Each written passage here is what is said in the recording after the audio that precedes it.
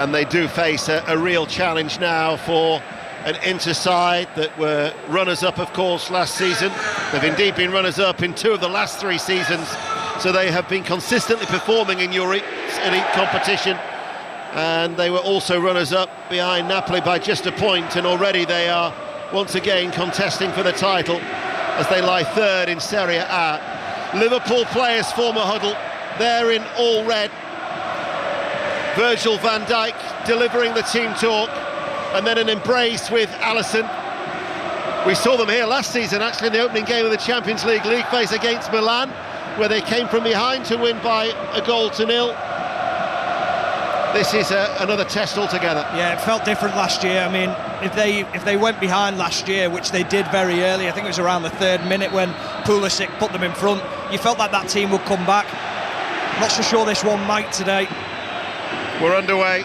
Liverpool in all red, playing from right to left. The Salah story has dominated to such an extent that the match has been overshadowed, but it certainly takes centre stage here now on BBC Radio 5 Live. We're live also on the BBC Sounds app, and we welcome listeners to BBC Radio Merseyside, who are joining our 5 Live coverage here from San Siro, which is atmospheric at its very best. Sommer all in yellow, plays the ball towards Barella. Barella out to this near side, Enrique gives it away, and then Gravenberch finds Van Dijk, who ventures forward. Gravenberch now to Konate inside the centre circle on the halfway line. Yeah, just interesting look at Liverpool's setup. It is a 4 at the back, but then Gravenberch's the very deep-lying sitter, and then there's almost a 3 pressing in front of them, so almost like they know that vulnerability is there and that they need to protect this back 4. Here is Gomez inside to Gravenberch. Gravenberch will go further square. Robertson midway through the Inter half, back with Jones, just outside the centre circle. Southampton have got a second goal at home to West Brom. They lead 2-0 at St Mary's. Barnet lead Bristol Rovers by a 0-0, and Cambridge United have taken the lead at home to Chesterfield in League 2. Meanwhile, Mansfield are now down to 10 men because Rhys Oates has been sent off for Nigel Clough's side. They're at home to Bolton, but that's going to be a very, very tough test for Mansfield now, losing a man so early in the game. Here is Gravenberch coming forward. McAllister lets it run through to this near side, and Ekitike makes good headway on this near side, the left corner of the area. Then he's stopped as Barella bites at his ankles, and the ball passed back then towards Robertson, and now Van Dijk plays it early, and Liverpool have settled into a nice early rhythm here. Already 2 minutes played as Konate then towards Curtis Jones. Have they started at Tottenham? John Southall. Oh, hold on, John, because Isak's played in on the right-hand side. Isak with a cross, and there was a Cherby to cut it out, and DeMarco will sweep it clear, but Liverpool look to win that second ball back, and we'll now go back to John Southall. Yeah, Tottenham should be ahead. Tottenham 0, Slavia Prague 0. Richarlison unmarked 4 yards out, off the right shoulder of the goalkeeper and behind. He couldn't believe he hadn't scored. He should have done. Tottenham 0, Slavia Prague 0. Sheffield Wednesday have lost their last 4 in the Championship, bottom of the table, of course, minus 10 points, but they have taken the lead at Vicarage Road. Watford 0, Sheffield Wednesday 1. Reading 0, Peterborough 1 is the latest score in League 1. 0-0 in the Champions League. Szoboszlai just toes the ball on its way towards Isak, out towards Gomez, delivers the early cross, and that was caught by Sommer, and he had to claim that rather high. This has been a really impressive start from Liverpool so far. I'm just trying to get a grip of the shape and how they're playing. They're very organised in the way that they've set the system up. Ekitike is playing off the left-hand side. McAllister's almost playing as a false 9 through the middle. Isak off the right-hand side, but the press is exceptional from Liverpool. We wondered where that width would come from. It's coming from Isak on the left, but it's also coming from Joe Gomez on the right-hand side. That's the voice of Stephen Warnock. And if you think back to last September, when we were here together in San Siro, Milan had actually taken the lead at that stage after just 3 minutes against Liverpool, who then came from behind to win 3-1. But it's 0-0, 3.5 minutes in here, as Barella will pass the ball in field. Marcus Thuram, and now with a Cherby inside the centre circle, out towards Bastoni. Plays on the left-hand side of that back 3. He ventures forward. DeMarco is quite high and wide as well, the left wing back. Mkhitaryan gets a touch now. All of a sudden, the first opportunity to see some passing from the home team. Mkhitaryan. Liverpool, though, have got everybody bar Ekitike back behind the ball. Mkhitaryan, who has been struggling for fitness, might probably only last no more than an hour here tonight. He's the solitary change from the side that beat Como by 4-0. Acerbi waits, comes to a standstill. McAllister is pressing, Isak is there. Liverpool are not allowing Inter to settle. Mkhitaryan has to release the ball quickly towards Akanji. And now Thuram, but actually, if anything, Stephen, they're being forced back by Liverpool. Yeah, they are, and it's a really good press from Liverpool. And we spoke before about them playing in a dime, and we thought Szoboszlai would be that higher player. It's not. It's Alexis McAllister who's almost that number 9 position, splitting Isak and Ekitike. They're forcing Inter Milan into mistakes. Here is Gravenberch under pressure, took the ball well under control. Martinez was hoping for a little slip up there, but it's cleared now by Robertson. McAllister will give chase. Çalhanoğlu will go back all the way towards Sommer, who passes it right-footed out towards Bastoni. He'll give it towards Barella, but he had a little glance over his shoulder, and he knew on that occasion he was being tracked by Curtis Jones. So once again, in to go back. I do have to agree with Arne Slot as well with his analysis at the weekend when he was speaking, whilst ironically Mo Salah was giving his explosive and his outburst in the mix zone just outside where Arne Slot was conducting his post-match press conference, where he was saying against Leeds United, we controlled the game, and up until Konate concedes the penalty, you couldn't see Liverpool losing that match. No, but there's been too many moments of madness from Liverpool players this season, and that was another one from Konate, an individual mistake. And we certainly know from the crowd at Ellen Road how they can quickly get behind the team and change the momentum in a game.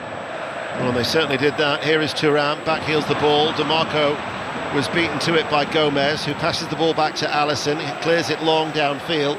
Elsewhere in the Champions League, Union Saint-Gilloise are leading Marseille by 1-0. This is match day 6 of the Champions League phase. 2 more games to come in January, and in fact, Liverpool's next match will be a trip to the south of France to play Marseille.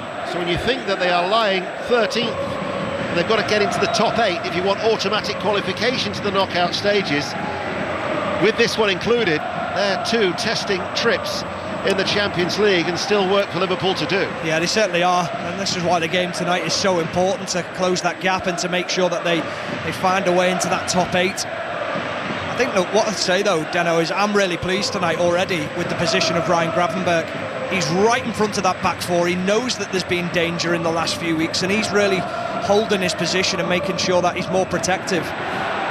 Isak was fouled by Mkhitaryan, former Arsenal and Manchester United midfielder. Isak gets himself to his feet, to about 10 yards up from the byline on that right-hand side. Maybe 4-5 yards in from the touchline. It is going to be a free kick. In fact, the referee, who is Felix Zweier from Germany, he's actually taken it back a little bit. It's almost level with the penalty area on that far side, the right, as Liverpool all in red. Szoboszlai with his socks rolled down is going to take the free kick. And Inter have got everybody back inside their own penalty area. Jones and Robertson lurk unmarked on the edge of the box. Szoboszlai fires it in. It comes out towards Robertson. He heads it back towards Gravenberch. Gravenberch now towards Jones with a square ball.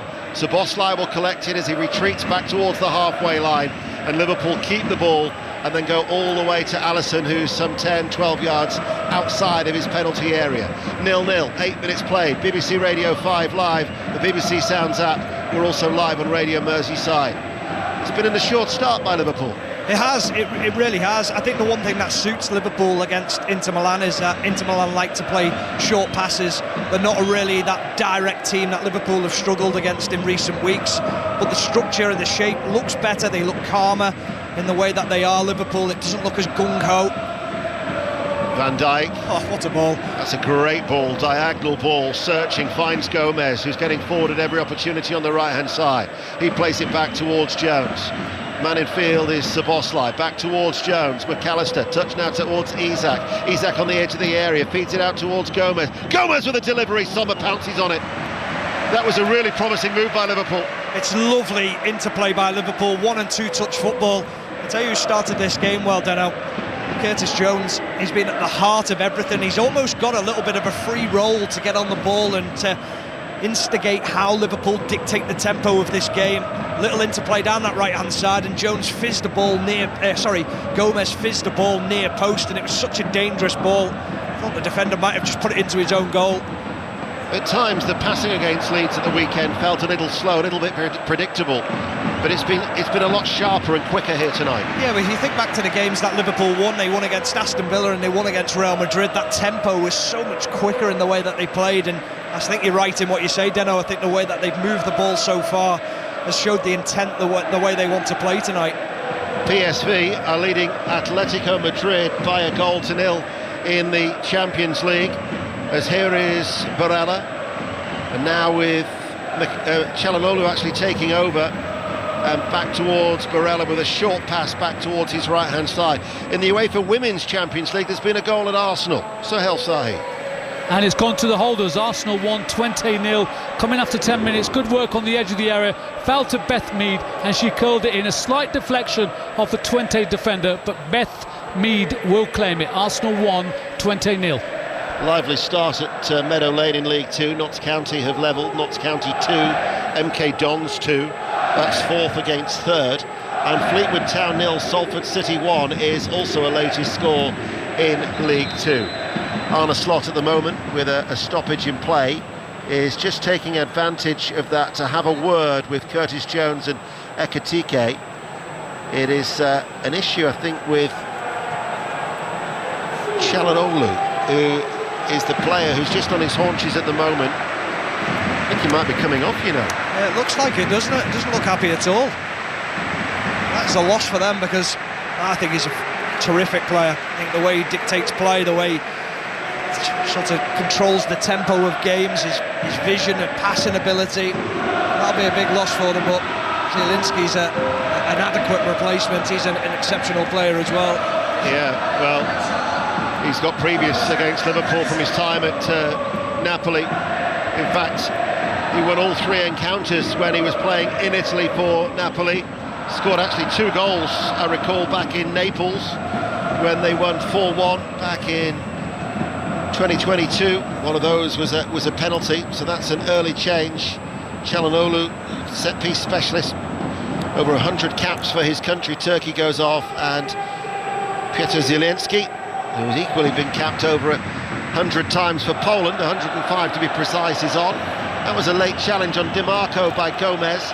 It remains 0-0, and we will go to Tottenham Hotspur. Oh no, Atalanta-Chelsea. Alistair Bruce-Moore. 12 minutes in Bergamo. It's Atalanta 0, Chelsea 0. Both teams starting tonight on 10 points. One moment of danger in the Chelsea box early on. Ademola Lookman managed to wriggle his way down to the byline, put the cut back in, and Robert Sanchez got a crucial touch with the heel of his left boot. It just took it out of the path of Charles de Ketelaere, who may well have stuck it into the net. Atalanta 0, Chelsea 0. But we can go to Tottenham now, and John Southall. Well, it's Tottenham 0, Slavia Prague 0. First chance for Slavia Prague. Provod on the edge of the area, 20 yards out wide of the left-hand post. As the shot comes in from Richarlison, saved by the goalkeeper Stanish to his right. Tottenham 0, Slavia Prague 0. Live on Sports Extra, Andy Robertson has been completely upended because Lautaro Martinez has gone flying into a challenge. He's only been shown a yellow card by Felix Vaya, but he was he? Oh, he was late. He's very late. I think the only thing that saves him is that it's a shin on Andrew Robertson's shin rather than a stud. But that was so dangerous. I mean, Robertson, very, very lucky if he does get up from this one, because that was such a late challenge for him, Lautaro Martinez. Well, VAR would naturally be having a look at it, I would guess, wouldn't they? But there's no indication of that at this stage. But he didn't half fly into the challenge, Martinez. I mean, Andrew Robertson's done a full somersault there, but not through jumping out the way of the challenge. I mean, he is being caught. What the concern there for Andrew Robertson is that he's been caught on the ankle. We're just seeing a replay of it again. That is awful. That is such a bad challenge. I mean, I think he's gone through his ankle as well, and Robertson's ankle was actually on the ground at the time, or his foot, should I say. His studs are on the floor, so that's a concern for Andrew Robertson. Would that, for you, constitute serious foul play? No, I just think it's... I'm trying to work out the right terminology. I think it's a little bit late and just mistimed in the challenge. I think it's... I don't think it's malicious in any way. It was definitely reckless, though. Yeah, I suppose so. But is it endangering a player? Probably not. Well, good thing is he's back on his feet. He is. And Martinez has been shown the yellow card and no further action to be taken. So the inter-captain is booked after 14 minutes. Robertson, thankfully, is back on his feet, although he's just still feeling it. He's just lifted his right leg, just trying to stretch that as well as he was clattered into.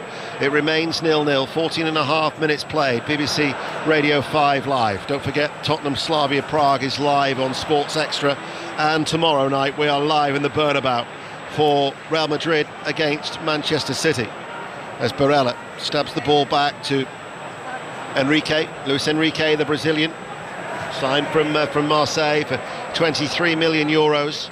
Bastoni brings it down well at around knee height. Over the halfway line he comes in the all navy blue, into playing from left to right.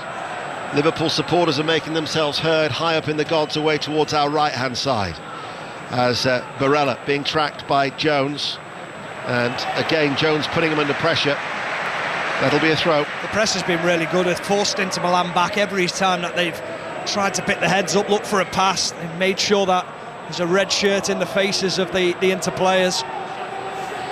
Barnard have got a second goal against Bristol Rovers, 2-0, and Marseille have equalised in the Champions League in Belgium. Union Saint-Gilloise 1, Marseille 1. Bastoni, Szoboszlai runs towards him. DiMarco to Acerbi, had to hit it early. Martinez, Konate though, away from Martinez, and then Thuram back towards Alisson, who's just able to put his foot on the ball inside the penalty area in a light green goalkeeping outfit. Alisson goes downfield, but Akanji will see off the challenge of Ekitike. Ball is touched back towards Sommer, clears it away, but it was a hurried clearance and it goes straight out for a throw, down to the Liverpool pressing. Yeah, and then it's Isak who's just chasing a thankless task really of closing the goalkeeper down, puts him under pressure, but then it sets the trap. Andrew Robertson then is pushing down onto this left-hand side, onto Enrique, making sure that there isn't a simple pass to him, and then kicks it out of play. It's been really positive from Liverpool so far. Neither side though has yet created a chance. 0-0 in the 17th minute. Alisson's forward ball, Gravenberch. Zelensky will run towards him, passes the ball out wide, far side. That's for Konate to try and come away from Thuram, and then on the run he will lift the ball in the air where Jones will collect it, and he runs away from Barella and has now got time to run forward, and he looks up and sees that McAllister is on, finds McAllister, who passes the ball towards Robertson, running freely now after being clattered into just moments ago. Here now is Jones, not quite the midway point of the Inter half as they're attacking the Curva Nord here in San Siro. Isak, ball breaks back towards Jones, good footwork by Jones. Jones still going, Jones with a shot, good save by Sommer. That would have been excellent by Curtis Jones. Got the shot away, and Sommer low down towards his right made a one-handed save. Brilliant from Curtis Jones, from start to finish, from the left touchline up into the shot at goal.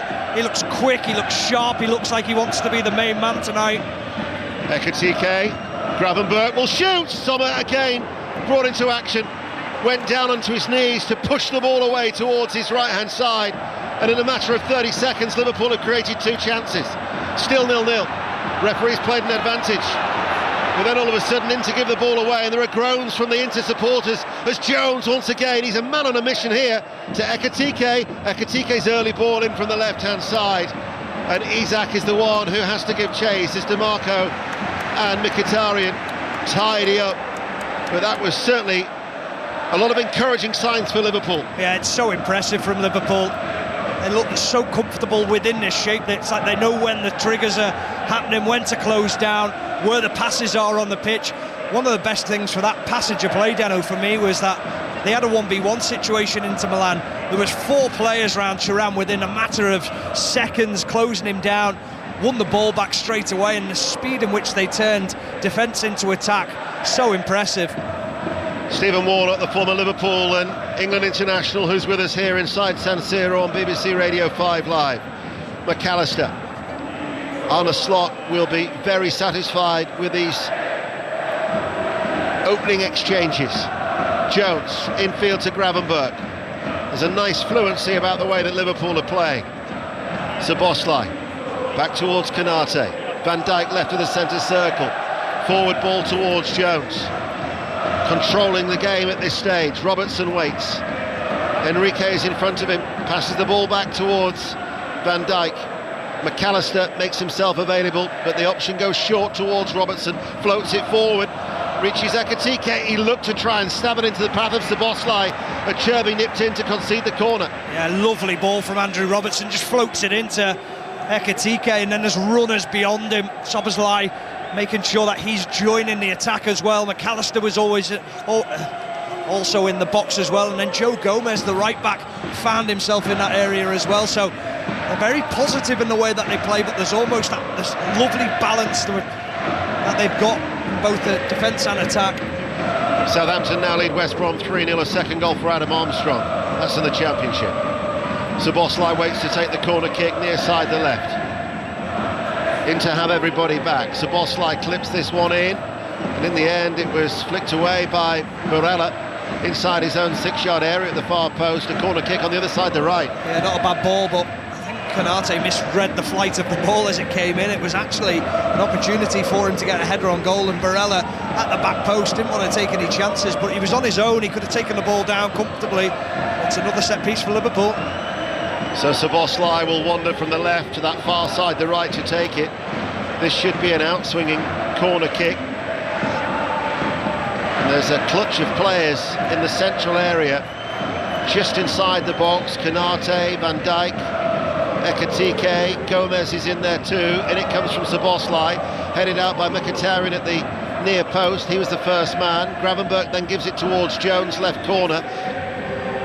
Robertson swings over the cross. Sommer comes to claim it all in yellow and gathers the ball safely in his midriff. 0-0, 5 Live. Yeah, decent enough ball from Andrew Robertson. Just a little bit too much height on it, allowed Sommer to come and claim the ball. But one thing was very evident was when Sommer took that ball, the Liverpool players turned, sprinted back towards their own goal, made sure that there was a 6v2 situation. Something that they've obviously spoken about is that they switch off at times, they turn their back on the play, and teams are counter-attacking on them too easily. Charlton 0, Middlesbrough 1, Northampton 1, Huddersfield Town 1, and Lincoln City lead Barnsley by a goal to nil. As Szoboszlai tries to cut out a ball, Gomez does, gives it towards Isak, and it goes away from him and out for a throw. So they are the goals elsewhere in the Football League. We'll get an update from Bergamo. Alistair Bruce Ball. Still Atalanta 0, Chelsea 0, but only thanks to a brilliant block by 19-year-old Josh Acheampong. It was a cut back from the right. It found Lookman 6 yards out. He hit the shot well, and Acheampong appeared from nowhere, stuck out a long leg and blocked the shot. Atalanta 0, Chelsea 0. Shrewsbury 0, Grimsby Town 1 is the latest score in League 2. What's the latest at Tottenham, John Southall? It's still Tottenham 0, Slavia Prague 0, but Mickey van der Ven has picked up a yellow card. It looked a bit soft, but that means he'll miss the next game against Borussia Dortmund, and that's a blow. Tottenham 0, Slavia Prague 0. Bastoni is forward, central defender, is going to continue his run. Instead they look for the run of Lautaro Martinez. Gravenberch was there, he sensed the danger, digs the ball out and clears it up towards Isak, who's caught in possession.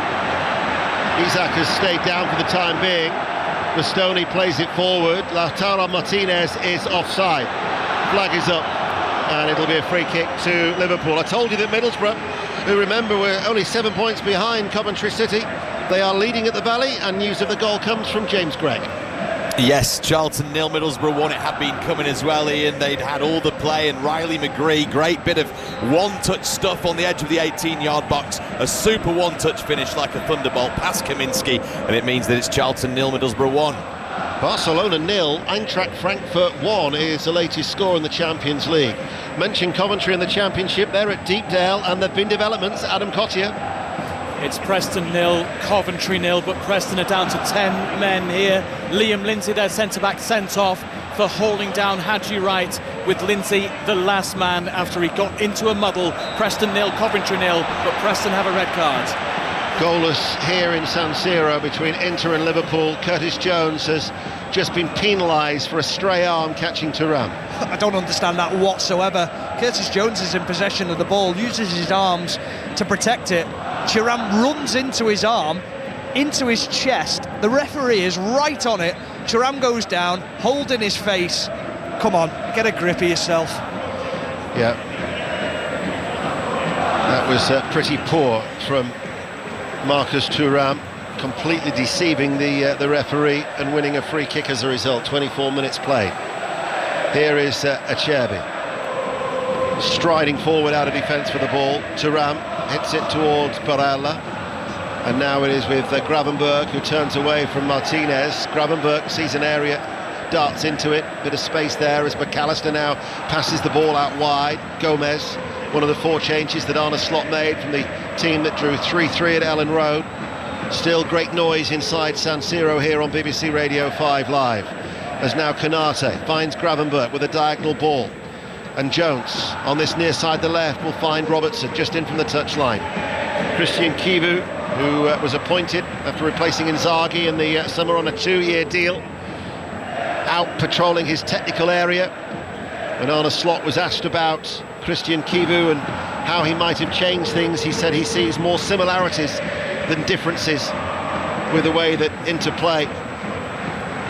Well, how many times did we watch Inter Milan last year and you're thinking, they're not doing anything, but they're actually comfortable in their own skin. And what I mean by that is that they don't care when they're not in possession of the ball. They know they're good at defending, they know that they're organised, but they do carry a threat, and out of nowhere they can change games. Zielinski looking for the run of Thuram, but Konate sees it back to Alisson, clears it first time.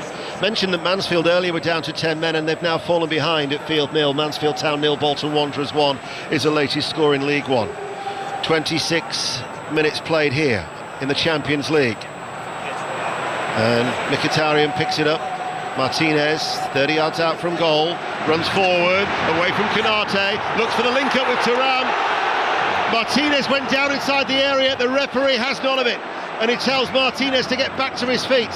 As here is Martinez, just outside the area, his through ball blocked, out towards Bastoni. Naturally, the fourth official, the VAR official, Soren Storks, will have a look at it. DiMarco with a cross, Robertson tucked in to clear, and then McAllister is fouled by Barella, and that will be a free kick to Liverpool inside their penalty area. So VAR will have a look at that. Maybe Stephen Warnock might have too. We'll get his thoughts after we've heard of a goal at Tottenham from John Southall. Tottenham have the lead. Tottenham 1, Slavia Prague 0. An own goal. Corner was whipped in from the left-hand side, and there was David Seamer to put it past his own goalkeeper with a header. Tottenham 1, Slavia Prague 0. And a goal between Atalanta and Chelsea. Ali Bruce ball. Yeah, Tottenham lead and Chelsea lead now. João Pedro has scored. Neat finish at the near post from Reece James's left wing cross. Initially ruled out when the assistant referee's flag went up for offside. Checked by VAR. No offside. João Pedro scored. Atalanta 0, Chelsea 1. It was telling, actually, wasn't it, that it was more the Inter supporters rather than the players that were looking for a potential penalty there. It was brilliant defending by Van Dijk. He just got an arm across Martinez and he hit the deck, hoping more than anything that he might just get the decision from the referee. But that was the moment that we've seen, or the first moment that we've seen from Inter Milan, just inject a little bit of pace into that forward area. And it was Martinez on Konate. Konate just a little bit slow to react to the situation, helped out by his centre-back partner. Also highlights exactly what Stephen was saying about the threat out of nothing that Inter can pose. 28 minutes played, 0-0. Here is Szoboszlai, back towards Jones. Awkward for him to control on the halfway line, but does so. Van Dijk forced back by Thuram and passes the ball to Alisson, who touches it then first time to Jones, who drops midway through his own half. But there's nobody to come short towards him. Robertson's actually over the halfway line and forces Jones to go back towards Van Dijk, just forward of his own penalty area. As now the ball is hit long by Konate, and Ekitike's made the run behind. The ball actually didn't kick on for Ekitike. It's allowed Acerbi to get back into position. Here is Ekitike, fires it in and saved at his near post by Sommer, diverted behind for a corner kick. Oh, I think he does so well here, Ekitike. But the one person I'm looking at is his teammate, Alexander Isak. The run he makes, it doesn't help Ekitike. He wants a pullback, he wants something else, because there's no way the position where Isak takes up at the far post, that the ball can find its way there. There's two Inter Milan players, there's the Inter goalkeeper as well. It's almost impossible to find it through to Alexander Isak, but great play from Ekitike. Lovely ball over the top from Konate as well. Bromley have equalised at home to Crawley in League Two, as there is another Inter player at the moment, might be Acerbi, who is just feeling an injury at this stage. He's been consoled by two of his teammates. It's his hamstring, Dano, which is a real concern for Acerbi. He can't continue. No, I'm not sure he will be able to. Barella has just indicated that a substitution needs to be made, so that is the second player who's had to leave the field due to injury. I would imagine that Stefan de Vrij would be the player who would come on. Christian Kivu, the inter-coach, is at the moment just having a discussion. Acerbi was walking off and now he's stopped. Well, he knows because he needs to get a substitution on. Yeah, there wasn't a replacement that was ready, and Arne Slot now is pointing that out to the assistant referee, because he was coming off and they've actually told him to go down. Yeah, well, it's sensible play from Inter Milan, making sure that they aren't outnumbered. They make sure that they've got time now to make this substitution. I think he actually picked up the injury trying to stop the cross from Ekitike, and as he sold him that little bit of a dummy, he overstretched, and then as he went down he felt his hamstring. But they're putting a magic spray on him now, but there's no way he's going to continue. No. Let's go some around the grounds in the Football League. We'll start at Deepdale. Adam Cottier. Where we're nearing half-time here. Preston 0, Coventry 0. Preston down to 10 men after Liam Lindsay was sent off for hauling down Haji Wright. Wright has come the closest for Coventry so far, through on goal. His shot was saved by Daniel Everson. Preston 0, Coventry 0. The German international Jan Bisek will come on to replace Acerbi. Harrogate 0, Accrington Stanley 1, Blackburn Rovers 0, Oxford United 1 are other latest scores in League 2 and the Championship respectively. So play is about to resume here, with Liverpool having a corner kick, still goalless in San Siro on that far side, the right. Inter have got everybody back, so Bisek, 25-year-old German defender, straight away thrown into the action. Szoboszlai takes it, gets plenty of elevation, and it's headed in. Oh yes, Konate pounced from close range. Two Liverpool players sent it goalwards. Konate was alert, and 14 minutes to go before half-time.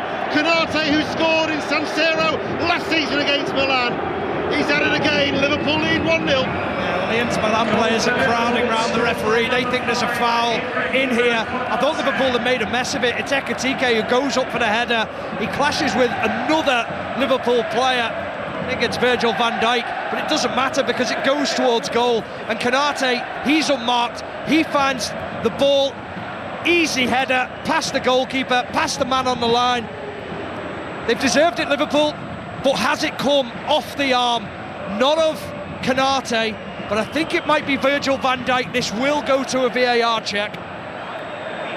So they're going to check this for VAR for the handball leading up to the goal. However, at this stage, all the players have gathered around the centre circle. Virgil van Dijk and Lautaro Martinez, the two captains, are having a word with Felix Bayer, the German referee. Elsewhere, Shrewsbury 1, Grimsby Town 1. And we wait to see what the VAR official will have a look at it. Christian Kivu is also having a word now with the fourth official down below. But you're right, it was Ekitike challenging Van Dijk for when that corner came in from the right-hand side. I think it just depends where it's come off the arm. Is it above the shirt line or is it below that? We've only seen one replay of it, but the replay, when we did see it, it looked like a handball. However, they're taking a long time over this, so they're probably finding it very difficult to see whether it was off the shirt line, because Van Dijk has actually got on a long-sleeved red top as well. Very difficult to see. We're just seeing another replay now, Deno, but we haven't got the right angle. That's the wrong angle to see it from. Yeah, it needs another angle. That was the angle where it's showing us from behind, Ekitike and Van Dijk challenging the ball. It's a question, what you think of the T-shirt rule, isn't it, really? Does it strike the left arm of Ekitike high or low? But the fact that they're having such a long look at it tells you that it must be very, very tight. Yeah, and we're going to see another angle of it now. And to me, it looks like it comes off the arm of Van Dijk and almost punches not punches it, but pushes the ball up high. You've got Dominic Szoboszlai almost saying, yes, it's come off the arm, but it's come off the upper arm. This is such a tight decision, so a difficult one for the VAR officials. It seems to have, sort of like the crease of the elbow, isn't it? I always find this one a difficult one, because if you think about where a corner can be taken from, the ball only has to be a fraction over the line for it to be on the line.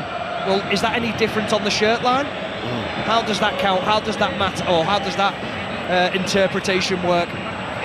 The Italian journalists who are next to our producer George, they believe the goal should be disallowed. Of course, sure they do. Of course they do. However, now that Soren Storks, the VAR official, has told Felix Weyer to come and have a look at the monitor.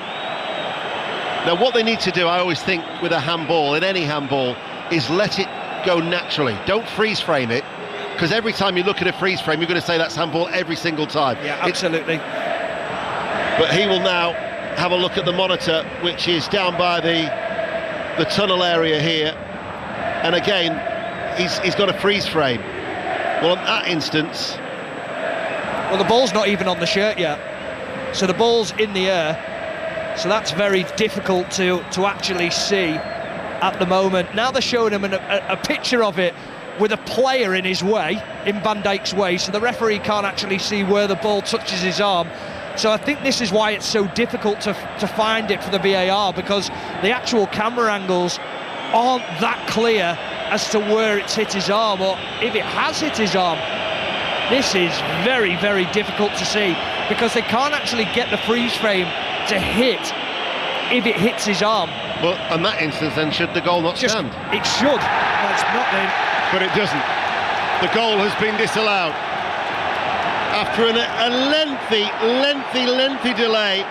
That goal has been chalked off for handball in the build-up to the goal, and it remains Inter 0, Liverpool 0. Yeah, Rice smile from Arne Slot down on the touchline. Just saw him on the monitor to our right. A big smile from Konate as well. A really interesting response from the Liverpool players. Curtis Jones just looking at the players and giving that gesture of, come on, let's go again, we can beat these, not a problem. We've been good enough so far, we've caused them problems. We might not have got that one, but we'll get another goal. Well, now buoyed by that decision, Inter come forward with Barella's crossfield ball cut out by Szoboszlai. Goal at the Valley, James Gregg. Charlton 0, Middlesbrough 2, 7th of the season for Morgan Whittaker. A move out of nowhere, was so fast on the break, our Borough. Down the right-hand side, he fizzed one low and hard into the bottom right-hand corner. Charlton 0, Borough 2, and that's the half-time whistle. Bisek steps out of defence, carries the ball to the edge of the area. Bisek shot, takes a deflection. That could have gone anywhere. Corner kick, quickly, half-time at Deepdale, Adam Cottier.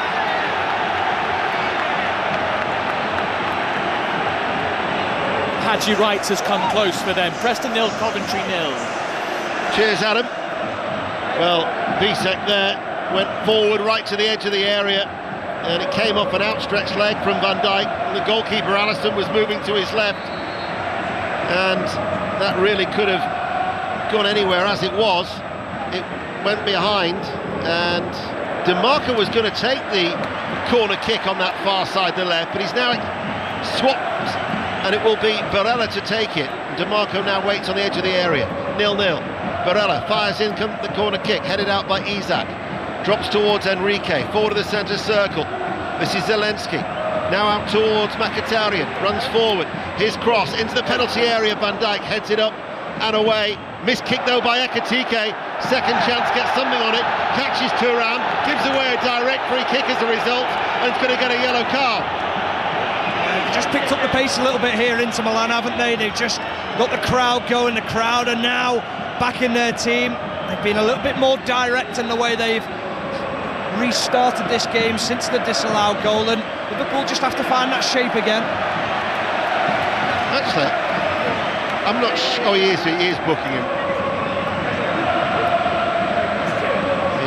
Did he show him the yellow card there? Yeah, he did. So this is a direct free kick. It is left of centre, and we are 25 yards out from goal. But that decision that went in favour of Inter with the disallowed goal for Liverpool has fired up the crowd, and it's also now brought Inter, sparked them into life. There was also an incident there when Bisek had that shot. It actually ricocheted off the hand of Virgil van Dijk, but the hands were, and the arms were connected to the body. It was never going to be given, but the Inter Milan players did want a penalty. They weren't getting one. So Barella or DeMarco with a free kick. Barella runs up now, right-footed! that was close. That was mightily close, right-footed. And he almost drops his shoulders in disbelief that it didn't go in. Yeah, he had Alisson sprawling right across the goal. We're going to see a different angle of it from our replay screens as to how much bother Alisson was in. No, it was wide enough. It wasn't as close as it looks from our angle. Alisson was at full stretch, but I think he was quite comfortable, you know, Deno. I think he had it covered, had it have been on target. Atletico Madrid are level at PSV. That's 1-1 in the Champions League. Queen's Park Rangers lead Birmingham City by 1-0 in the Championship. Latest at Tottenham, John Southall. Tottenham 1, Slavia Prague 0. Yellow cards being dished out around here. Great chance for Slavia though. Sadilek 12 yards out, unmarked, straight to Vicario. Tottenham 1, Slavia Prague 0. The other interesting thing about Inter, thinking about it, is that Zelensky and Bisek have both come on due to enforced substitutions. They will obviously have a natural time to make more substitutions at half-time, but in-game, they'll only have one more opportunity to make changes, will Inter? Yeah, that's very true. So it comes very key, doesn't it, to what you do at half-time, how you think about those substitutions, whether you're going to need them. You were talking before about Mkhitaryan as well, having an issue, an injury problem, so they're going to have to manage his minutes. Maybe he might get sacrificed at half-time to make sure that they can use the second half substitution. Yeah. We've got 5 minutes to go to the break. Stephen Warnock with us here on BBC Radio 5 Live. Inter 0, Liverpool 0. Liverpool have had a goal disallowed. Chelsea are 1-0 up in Bergamo. And in North London, Tottenham leads Slavia Prague, who are still yet to win in this league phase, by 1-0. That is live on Sports Extra. Tomorrow night, live in the Bernabeu, Real Madrid against Manchester City. And Saturday's 5 Live Sport with Mark Chapman from midday. Our 3 o'clock commentary comes from Anfield. Liverpool against Brighton and Hove Albion. Chelsea Everton will be on Sports Extra. As Martinez passes the ball forward, Barella makes the run. He crosses the ball towards Thuram, but Gravenberch heads it back. Alisson didn't keep the ball in play. Slides behind, carries it over the byline. That will be a corner kick to Inter. Huge round of applause from Virgil van Dijk to Ryan Gravenberch. Sense the danger, and that's what I'm talking about. That closeness of his position towards the back line allows him to get back into position. It allows Liverpool to be more confident when they go forward, that they've got that protection. They tried to get that big switch to Thuram. He was never getting the ball to Gravenberch. Tried to cushion it back to Alisson. Didn't quite work, but the cover's great. DeMarco on this occasion will take the corner kick far side the left. Still goalless on 5 Live. DeMarco now an outswinger. Alisson gets something on it just before Martinez could get there. Barella is forced back. Union Saint-Gilloise 1, Marseille 2 is the latest score. Mason Greenwood has scored for Marseille. As Zelensky comes forward, DeMarco hits it, the cross, falls to Martinez, lays it off. Zelensky with a shot on the rise, right-footed, 25 yards out, off-target, goal kick, still goalless. Yeah, really difficult skill, lovely layoff from Lautaro Martinez into the pass of Zelensky, but he was always cutting across the ball. He was always off balance as he hit the ball. It was always a difficult skill to keep the ball down. It was always rising into the top stand. It's been moments for Inter Milan when things have looked a little bit promising, but Liverpool have, I think, been quite comfortable so far in this game. So far in this Premier League season and in the Champions League, we've watched Liverpool. They've looked so disjointed, so uncomfortable. I don't see that tonight. I really don't so far in this game. This guy has to do more, though. Isak. Yeah, has to do more. In what way? What do you want to see him do? Well, when the ball goes up to him, be strong, hold off a defender, create your space for yourself, create that position to protect the ball. If you're going up for a header, make sure that you're trying to find someone, pick someone out. At the moment, I feel like he's just a little bit of a passenger in the game. 2 minutes to go to half-time. The thoughts of Stephen Warnock on 5 Live. Zelensky's forward on that far side the left, infield towards Barella, slides it towards DeMarco, lays it back towards Bastoni. His cross takes a deflection and diverts it off the back of Gomez behind for a corner kick. Certainly Inter, we've seen more of them as an attacking force since that goal for Liverpool was disallowed. Yeah, they've just upped the tempo, they've changed the tempo. The crowds allowed them to do that as well. The start that Liverpool made didn't allow them to do that, and now they're doing to Liverpool what was happening to them earlier on. Now Liverpool just have to stem the tide until half-time. Barella, short sleeves, wearing gloves. It's not as cold as it was last night, certainly. It's been a glorious day, clear blue skies and sunshine, but as a result the temperature plummets on the evening. as Barella rolls it towards the left corner of the area for DiMarco, back towards Barella, doesn't beat the first man, strikes Isak, links up with Robertson on the right hand side of defence, and now Isak can come forward. Isak is fouled by Barella. The referee says not. Liverpool are complaining to a man, and a wag of the finger from this German referee, Felix Wyatt. Bastoni, Barella, not quite 30 yards out, back towards Bastoni on the left. Bastoni with the cross, Alisson gathers it in and catches the ball. Still Liverpool complain, and I think with every right to do so. Oh, 100%, that was the best moment for Isak. He drew in the foul from 2 or 3 Inter Milan players, run with the ball, got himself in a great position, and then he was chopped down, he was side down, and you're thinking, well, he's not going to go down for no reason. He was beyond the defender. Strange decision from the referee. Is Isak struggling a little bit, do you think? That was from that was from that challenge. He hit the deck and he's twisted his ankle. I think that's what happened when he went down. I think he's just almost making a point to the referee as well. Certainly not running too freely. 7 minutes of additional time, which we're now into in the first half here in San Siro. DiMarco looks towards Thuram, cut out by Gravenberch, running back into his penalty area. Gravenberch now controls it, passes the ball up towards Ekitike. Ekitike able to turn over the halfway line. Isak going up with him. Ekitike comes away from 2 players, Zelensky and Mkhitaryan. Waits for some support, holds on to the ball. He's done superb as Ekitike. He wins the throw. He's great at running with the ball, isn't he? The way he rides challenges, the sleight of feet, shifting it from one to the other. That's what Isak used to do at Newcastle. I'm watching Isak at the moment. He looks shattered, and I'm thinking, you haven't done anything yet. That's what happens when you miss a pre-season. Yeah. That is what the problem is, and he's going to struggle all season to find that fitness and that sharpness and that robustness that you need from a good pre-season. So far in this European campaign, before tonight at least, 2 starts and 2 substitute appearances in the Champions League for Liverpool since that big money move from Newcastle. Here is Van Dijk. Robertson passes the ball back to Alisson. So 7 minutes of additional time here on 5 Live. We're with you through until 10:30 with Kelly Cates. Then Tony Livesey takes over on 5 Live at 10:30. That was a coming together of Gomez and Mkhitaryan. There was only one player who went for the ball there. Mkhitaryan knew that Gomez was there, bumped his hip into him. That's obstruction. I never understand how referees know the rules but don't understand that one. There's only one player who's gone for the ball there.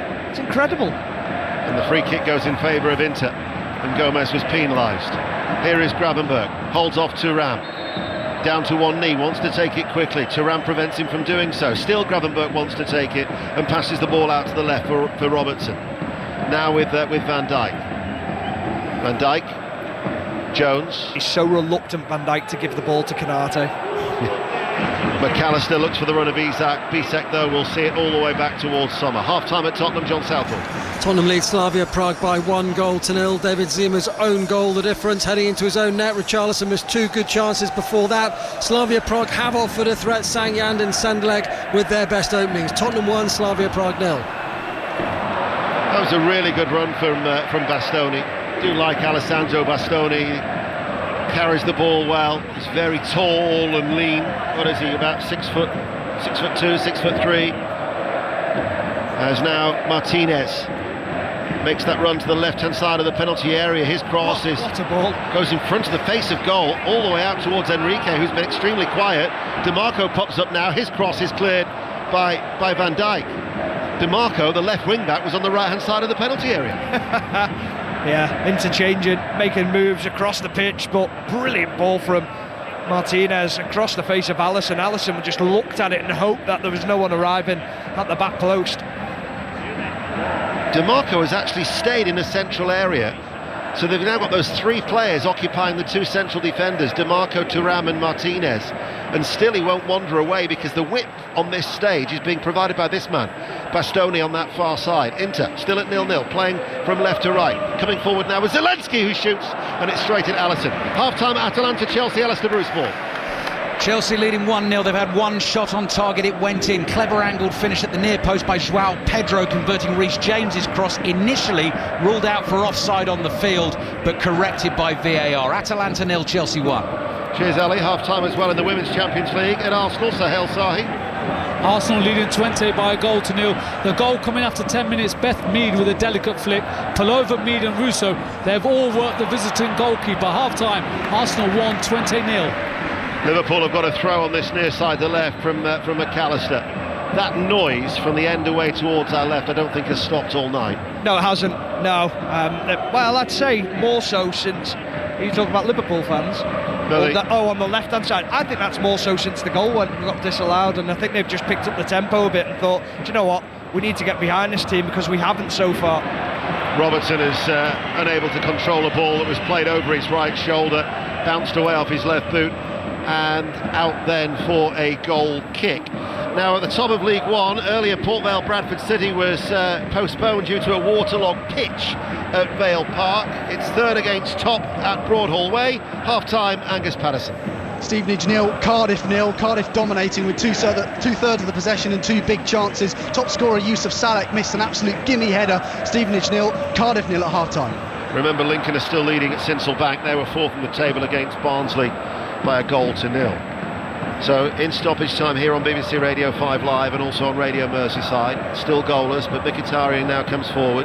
He too is wearing gloves and short sleeves as he enters the penalty area, but he's stopped in his run. It will break back towards Barella. Barella does a 360-degree turn. DeMarco helps it on its way out towards Thuram. DeMarco now gives it to Bastoni. He delivers the cross. Martinez! Great save, Alisson! The downward header pushed away by the Liverpool goalkeeper. Great reflex save. Unbelievable save. Van Dijk caught napping at the back post. He didn't know where Martinez was. Martinez got a run on him, saw the number on Van Dijk's back. He knew he was in control of the situation. Downward header. Exceptional save from Alisson. Martinez has scored in all 5 of his Champions League games at home in the calendar year of 2025. 8 goals during that run. He almost made it 6 consecutive home matches by finding the net in Europe's elite competition. In stoppage time, and we're inside the last 60 seconds of the minimum of 7, but Inter are finishing strongly. Mkhitaryan rolls it in. Thuram barged off the ball by Van Dijk.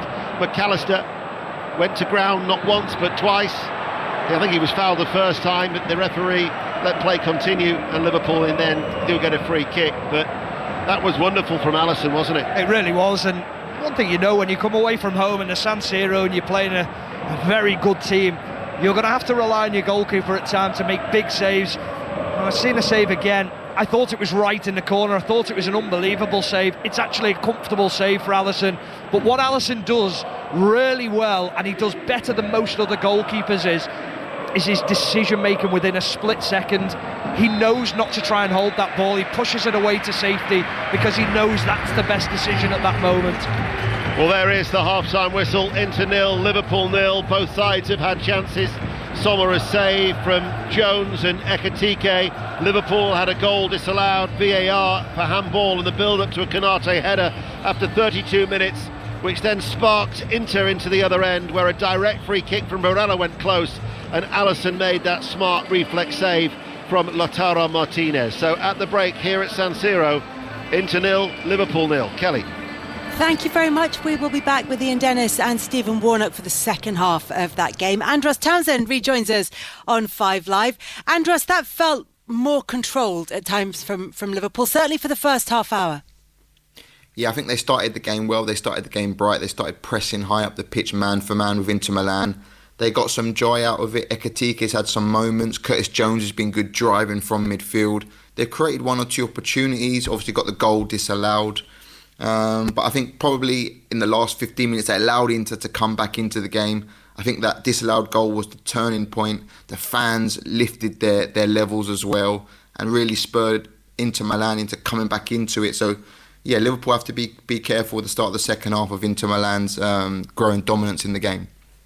Yeah, Liverpool captain Virgil van Dijk just chatting to the referee, not anything particularly heated at half-time, and you can see the referee sort of indicating where on the arm the ball hit, and it was lower down than the kind of, in inverted commas, t-shirt line that they're looking for. But they did manage to get the goal, Liverpool. Do they have to then reset, do you think, at half-time? As you said, Inter have got back into the game.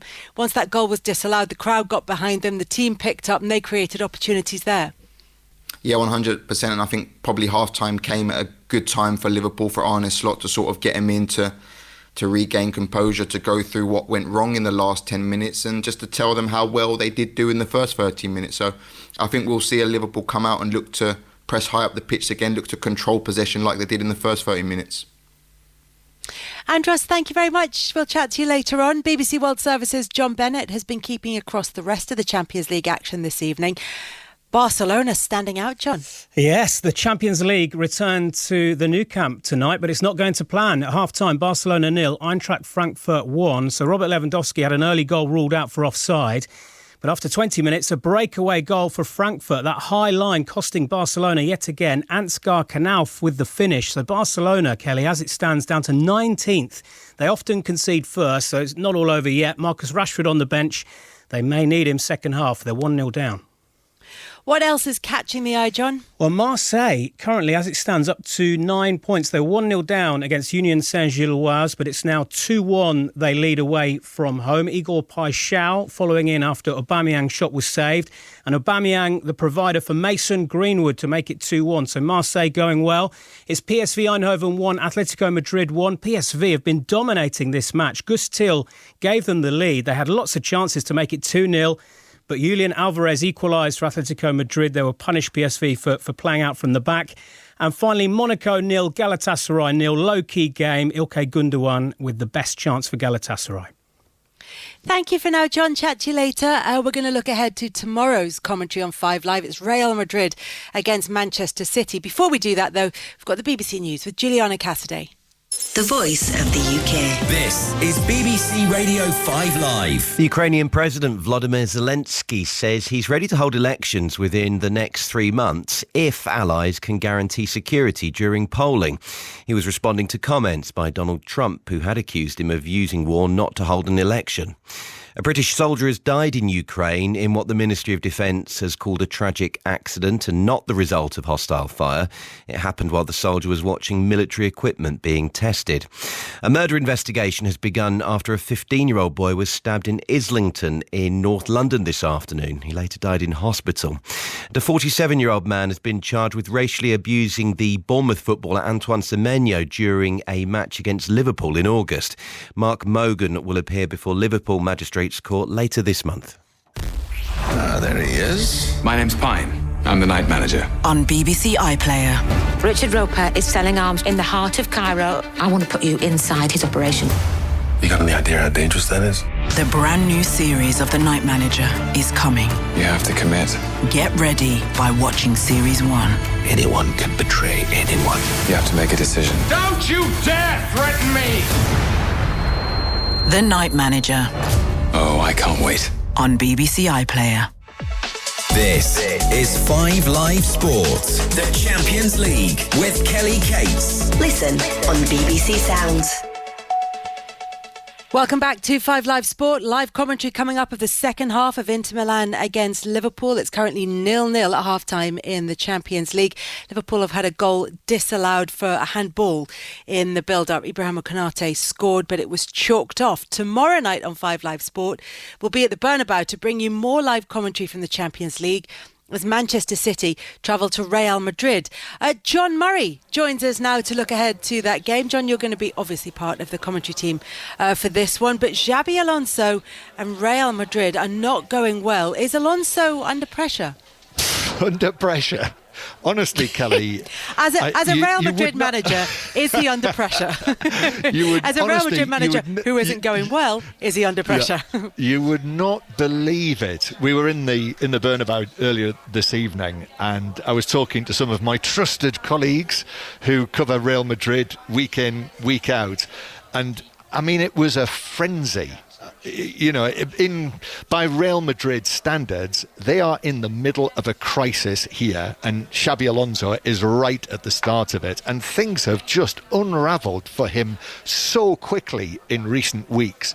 I mean, I was talking to my colleagues, who are based here, Spanish, cover the club week in, week out, year in, year out.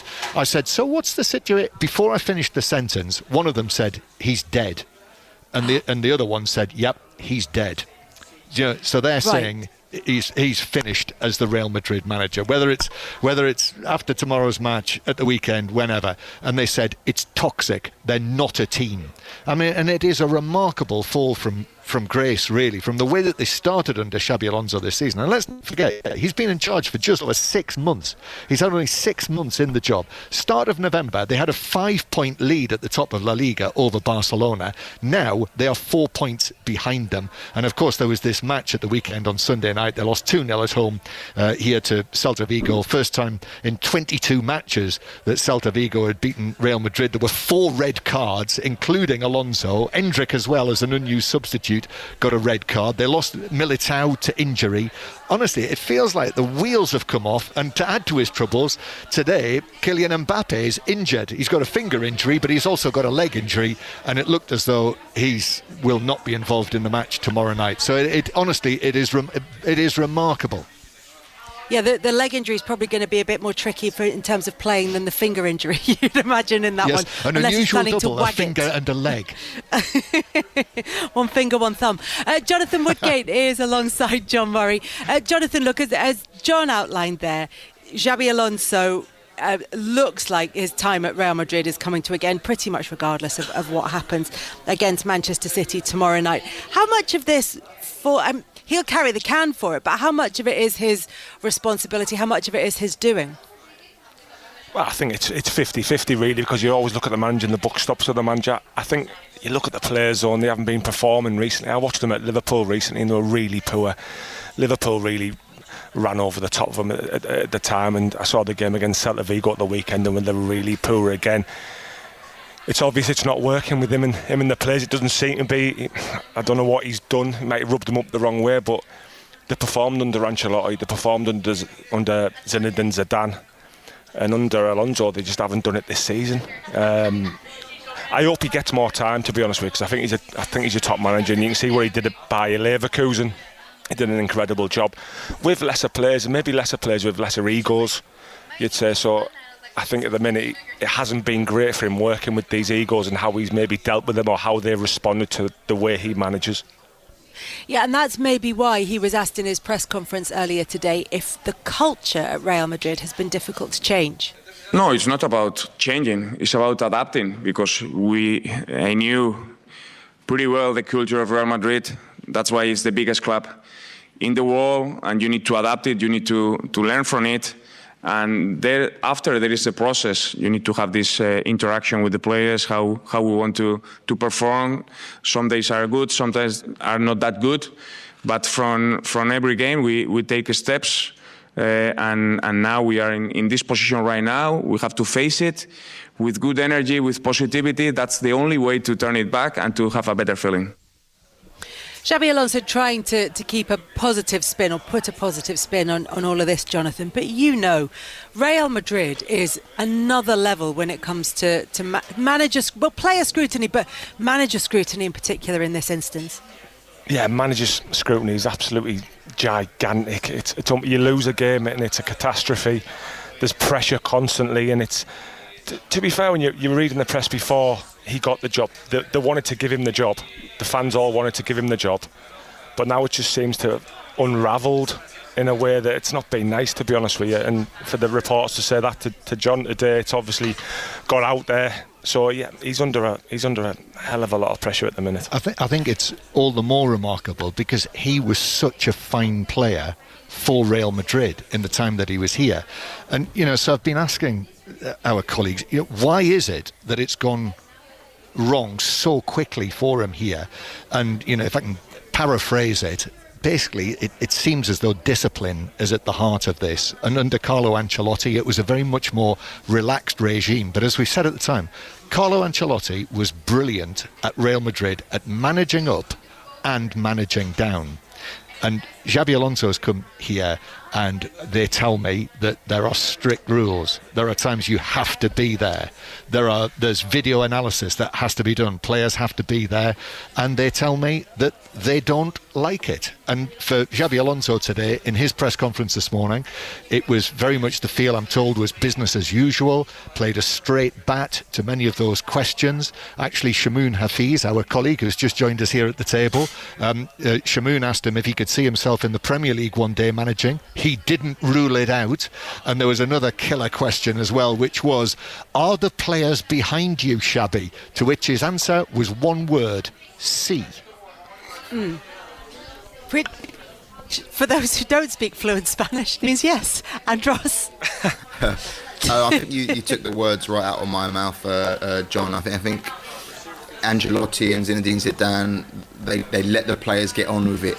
In the summer, they said, right, we want a bit of structure, we want to challenge the top sides, we want a forward-thinking manager. They brought in Xabi Alonso, who's not a novice, he's not come from the B team. He's proven himself in Germany time and time again. He's built a team who took on Bayern Munich and won the Bundesliga. I think you have to give him what he wants. I look at PSG as a model. Luis Enrique, when he had the big egos, when he had the Messis, the Mbappes, it didn't work out. The start of his tenure at PSG, he had disciplinary issues similar to what Real Madrid are having. They backed Luis Enrique. I think he dropped Dembele for one Champions League game, I think maybe against Juventus, a game they needed to win. He dropped Dembele, he sent a message to the whole squad, and you saw what happened there. They went on to conquer Europe and turn into one of the best sides in Europe. And I think you look at Xabi Alonso's resume, he has that same sort of philosophy like Luis Enrique. He can turn Real Madrid into the best side in Europe again if he's given the power, if he's given the time, which it doesn't look like he's going to get. But yeah, I think it's a real shame if they do get rid of him. And of course, what's such a twist here, Kelly, is that it's Pep Guardiola coming back. You know, Barcelona great Pep Guardiola, who, let's not forget, worked with Xabi Alonso when he was at Bayern Munich together. So he was very much sticking up for him today, Pep Guardiola. I asked Pep Guardiola, does he feel John, that Real Madrid are vulnerable? I want to be able to concentrate on the answer from Pep Guardiola. It's just that there's a penalty in the game between Tottenham and Slavia Prague. John Southall. And Mohamed Kudus is about to step up and take it for Tottenham. Remember, Tottenham lead Slavia Prague by 1-0. Here he comes, straight down the middle, and that's a big goal for Tottenham at the beginning of this second half. Tottenham 2, Slavia Prague 0. Thank you very much for that, John. John Murray, you can understand why we had to interrupt, but you were talking about Pep Guardiola. Yeah, so Pep Guardiola, I said to him, are Real Madrid vulnerable at the moment? He said, I don't agree. They're not vulnerable. But he said he's got great sympathy for him. He said, I only wish Alonso the best because I love him. And he said, listen, I don't know the reality of this situation. But there was a great quote from Guardiola who said his advice to Xabi Alonso was that he should pee on his own. He said he doesn't need anyone to help him. And just a bit of context to that is that the Real Madrid media used to accuse Guardiola of being arrogant. And the phrase that they used for that and to describe that was, they said that Guardiola peed perfume. So he's returned to that after all these years to use a similar sort of phrase about Alonso. Well, listen, before this conversation takes a further turn, we're going to say goodnight to you. Thank you very much to John Murray and Jonathan Woodgate. Lovely to talk to you, at least until the latter stage of the conversation anyway. Thank you very much to Andros as well. I'll be chatting to Andros a bit later on. That game then tomorrow is Manchester City travelling to Real Madrid, and that's going to be our commentary match. Commentary match this evening, though, comes to you from the San Siro, where at half-time it was Inter 0, Liverpool 0. We're heading into the second half now in the company of Stephen Warnock and Ian Dennis. Thank you, Kelly. Two teams are out. Neither side has made a change. So that means that Inter now will only have one opportunity in the second half to make substitutions because of the two enforced changes that they made in the first half. And this is how they line up now, with Sommer, a back three of Akanji, Piszczek and Bastoni. Enrique and DeMarco are the wing-backs. Zelensky, Varela and Mkhitaryan, Thuram and Martinez are the two up front. They're in all navy blue against Liverpool, who are all in red as the game restarts, with Alisson in goal. a back four of Gomez, Van Dijk, Konate and Robertson, Jones, Gravenberch, McAllister and Szoboszlai, Isak and Ekitike. So Inter, as they hit a long ball out from the back by Bastoni, caught by Alisson, are playing from right to left. As we look here in San Siro, they are attacking Curva Nord, where the ultras are housed in that middle tier of this great football stadium. Seating capacity of 75,817. Its striking architecture with the spiralling ramps in the concrete corners, the red steel girders, and let's not forget, will actually host the opening ceremony for the Winter Olympics here on the 6th of February. That's 59 days' time. And then very, very soon it will make way and the new stadium will be adjacent to this famous old ground that has Inter and AC have shared it since 1947. They are hoping for the new stadium to be built for the 2030-31 season. Make the most and sample the delights of San Siro and its atmosphere when you can, as Sommer on the stretch gives the ball away. Isak wide. The back pass to Sommer, he couldn't feel his feet out, and he actually did well to get it away from goal, but gave it straight to Isak. Yeah, he just unhit the pass, Sommer, and Isak was quick to get across the ground, and then he does well to get the ball back and win the ball, Isak, but then makes the wrong decision to actually pick a pass. He goes for the shot, he should pick out a teammate. It's a really tame effort from Alexander Isak. Didn't have the greatest of first halves, it's not been a positive start to the second for him. Sheffield United were leading at Bramall Lane by 1-0. However, Norwich, who are next to bottom, have equalised in South Yorkshire. Sheffield United 1, Norwich 1.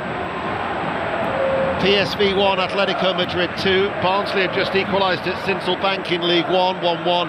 Barrow 0, Tranmere Rovers 2. Doncaster 0, Stockport County 1. Wickham 0, Plymouth 1. Southampton 3, West Bromwich Albion 1. As Martinez comes forward on the left-hand side, can't get it past either Gomez or Gravenberch, who've doubled up on him. Plays it back towards Barella, sends over the cross, and then Enrique.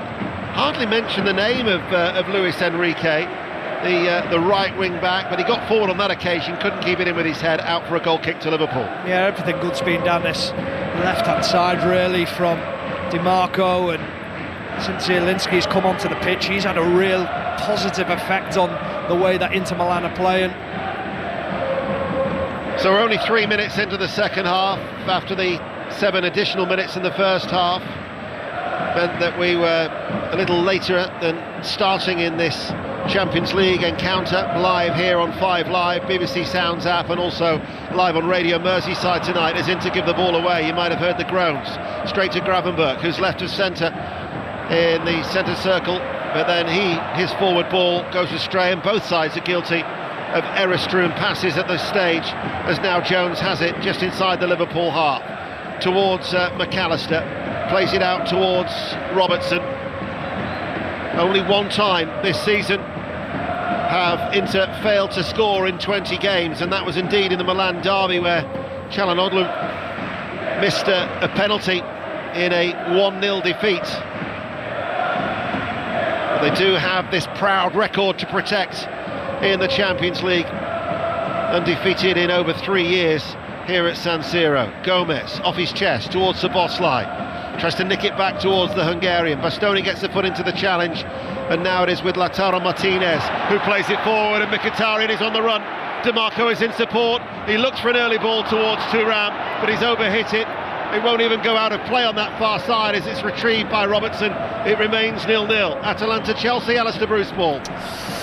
Early stages of the second half, Atalanta have had the ball in the net. Ademola Lookman sticking it away, but he was clearly offside, spotted by the assistant referee. Just before that, Reece James came very close to putting Chelsea 2 in front, whipping a shot wide just from the edge of the box. Atalanta 0, Chelsea 1. Gomez has just swung over a cross from the right corner of the area that has gone straight out of play for a goal kick.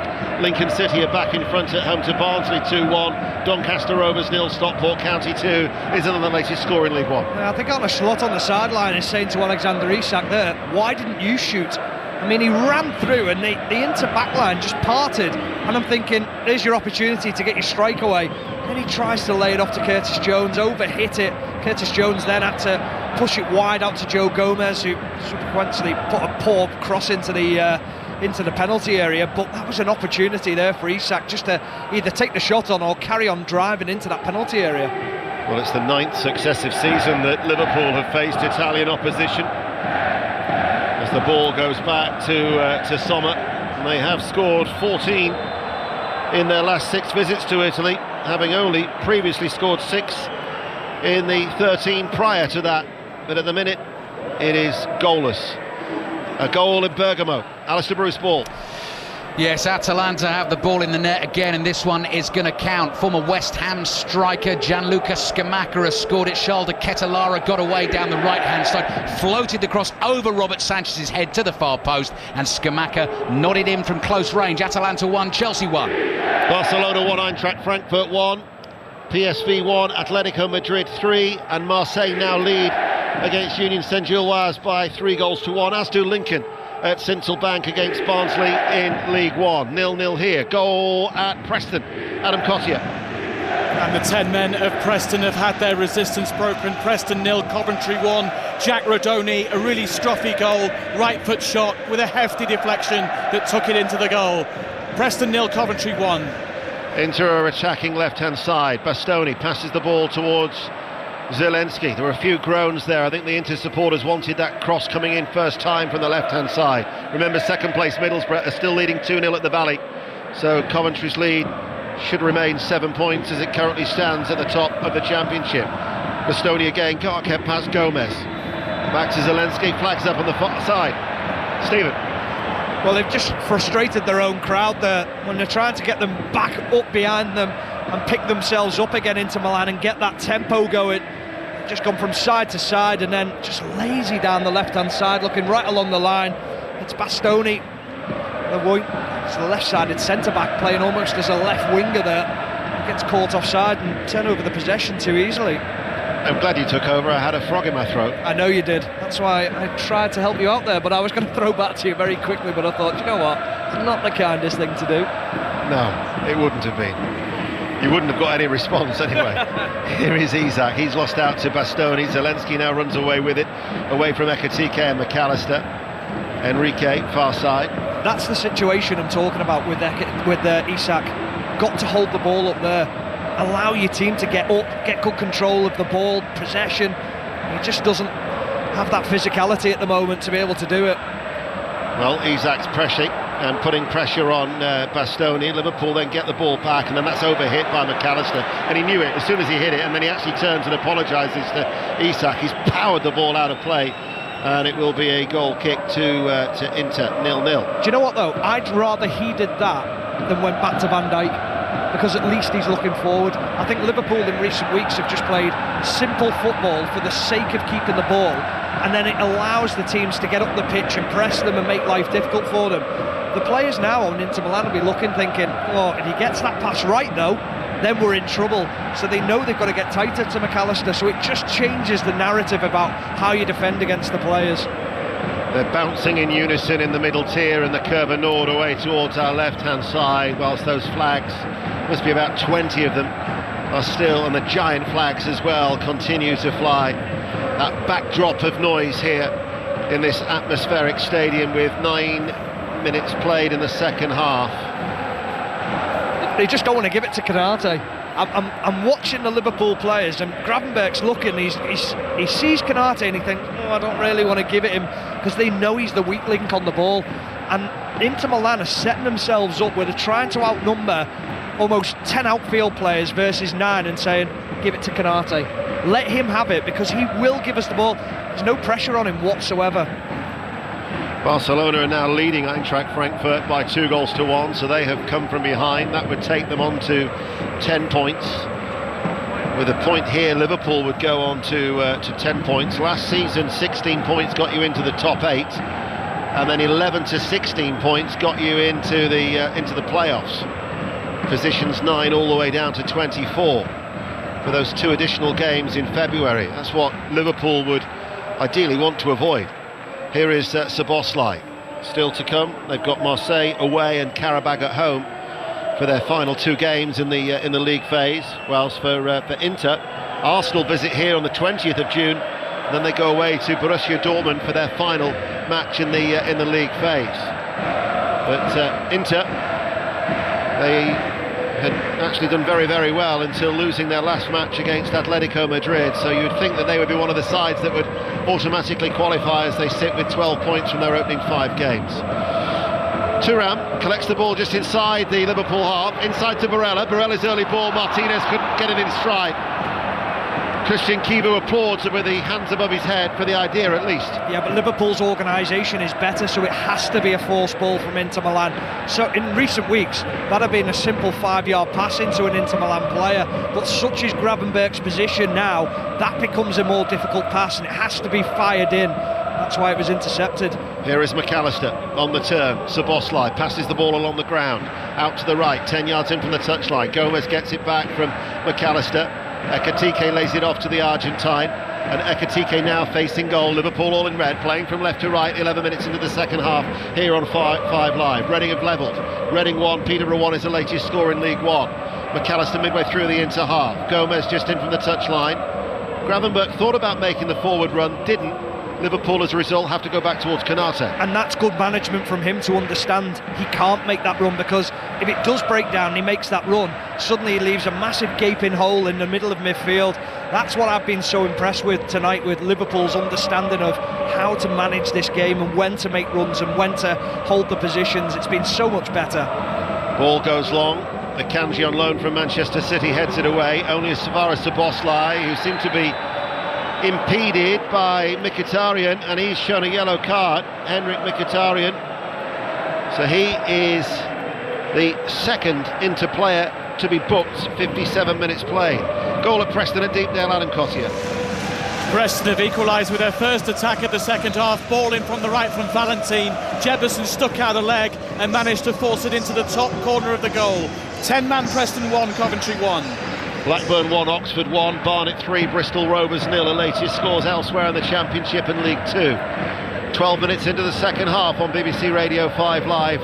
It remains Inter 0, Liverpool 0. Konate, 10 yards shy of the halfway line. Gomez on this near side, the right. Gravenberch, aware that Martinez was closing him down from behind him, passes the ball towards Alisson.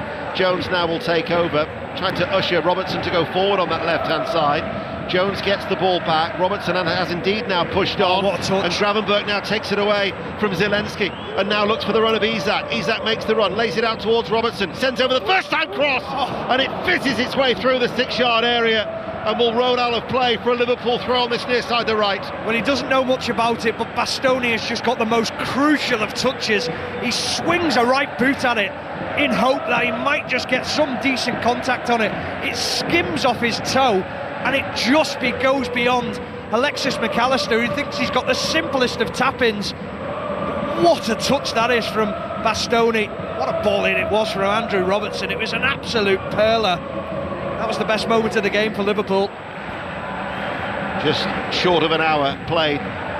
In comes the ball now to the penalty area. Ekitike climbs, headed away by Thuram, backheeled by Martinez. DeMarco then towards Thuram, can't take the ball with him, loses it. Liverpool get it back. Gravenberch's early ball on the turn is Jones, just hesitated a little bit, and then Thuram dispossessed him. Thuram though closed down.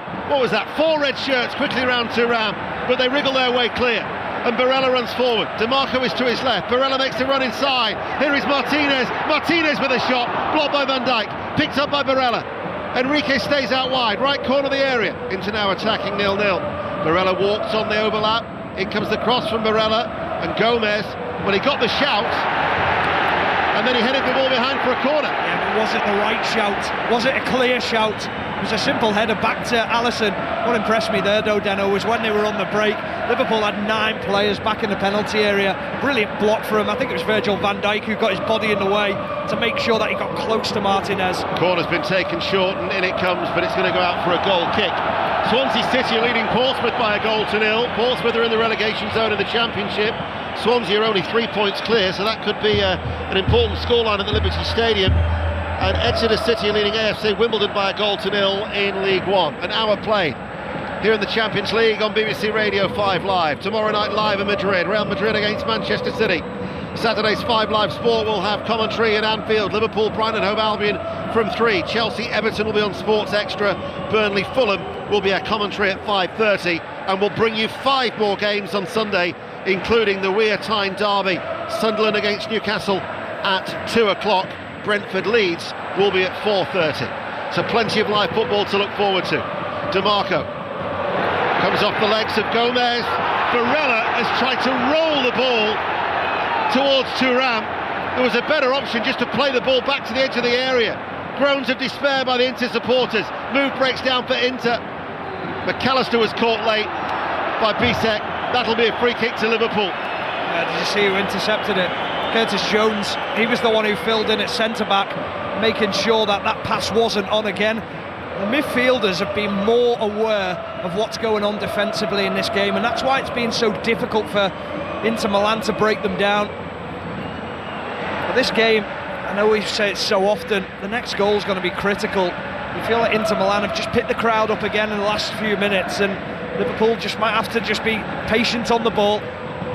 I don't think a 0-0 is a bad result here tonight. I think it's a really positive, if I'm being honest. Well, this is his 80th game in charge of Liverpool. Arne Slot is yet to take charge of Liverpool and be involved in a goalless draw as Mkhitaryan to Martinez. He actually thought that it was somebody running in behind him, so he let it go, but DeMarco wasn't even there, and it has allowed Liverpool to clear, and Szoboszlai now will win a throw off the sliding Bastoni on this near side. In fact, Liverpool's last goalless draw was 112 games ago. Wow. December 2023 at home to Manchester United was the last time that Liverpool were involved in a goalless draw. And you wonder why you haven't seen me all day. 62 minutes played. Real Madrid, Fleetwood 1, Salford City 1 is the latest score in League 2. Monaco 1, Galatasaray 0 is the latest score in the Champions League. Shot powered in by Ekitike and saved by Sommer. It was the Women's Champions League where Real Madrid 2, Wolfsburg 0 that popped up on my little video printer screen away towards my right. 5 Live Sport on air through until 10:30 tonight.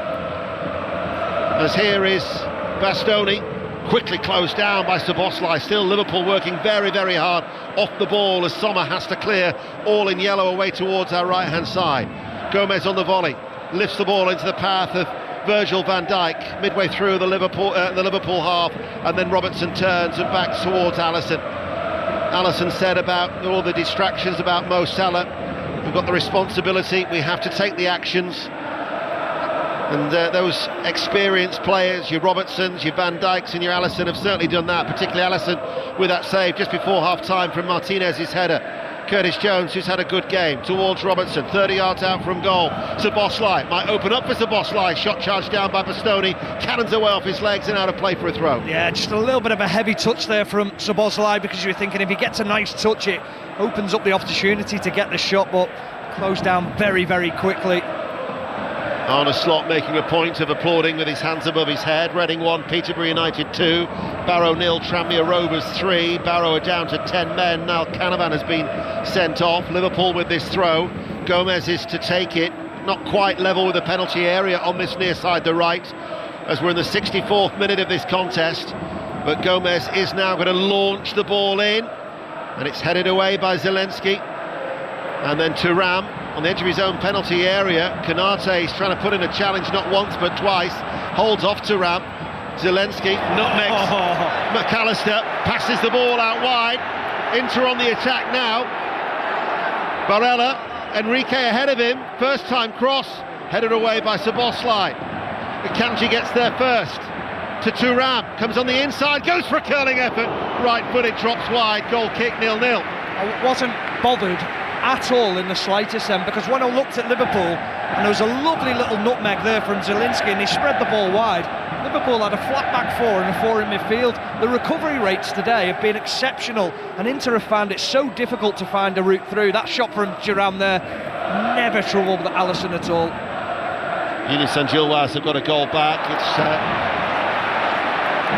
Union Saint-Gilloise 2, Marseille 3 in the Champions League. Thuram lays it off, Mkhitaryan, Barella, Enrique getting more and more involved now, coming forward. The Brazilian enters the penalty area, chips over the cross. Konate, well, he's being applauded by Virgil van Dijk. Not too sure he knew who was around him, and in the end, an unchallenged header concedes the corner. Yeah, well, the person I look at there is the goalkeeper. The goalkeeper's got to be given clearer information, time, bring the ball down, nod it back to me. That has to be so quick to give that information out. DeMarco on this near side, the left, to take the corner kick. This will be an outswinger. The referee, Felix Zvaya, is just having a word with 4 players, Gomez, McAllister, Akanji and Bisek, around the penalty spot. Gomez is trying to pick up Bisek.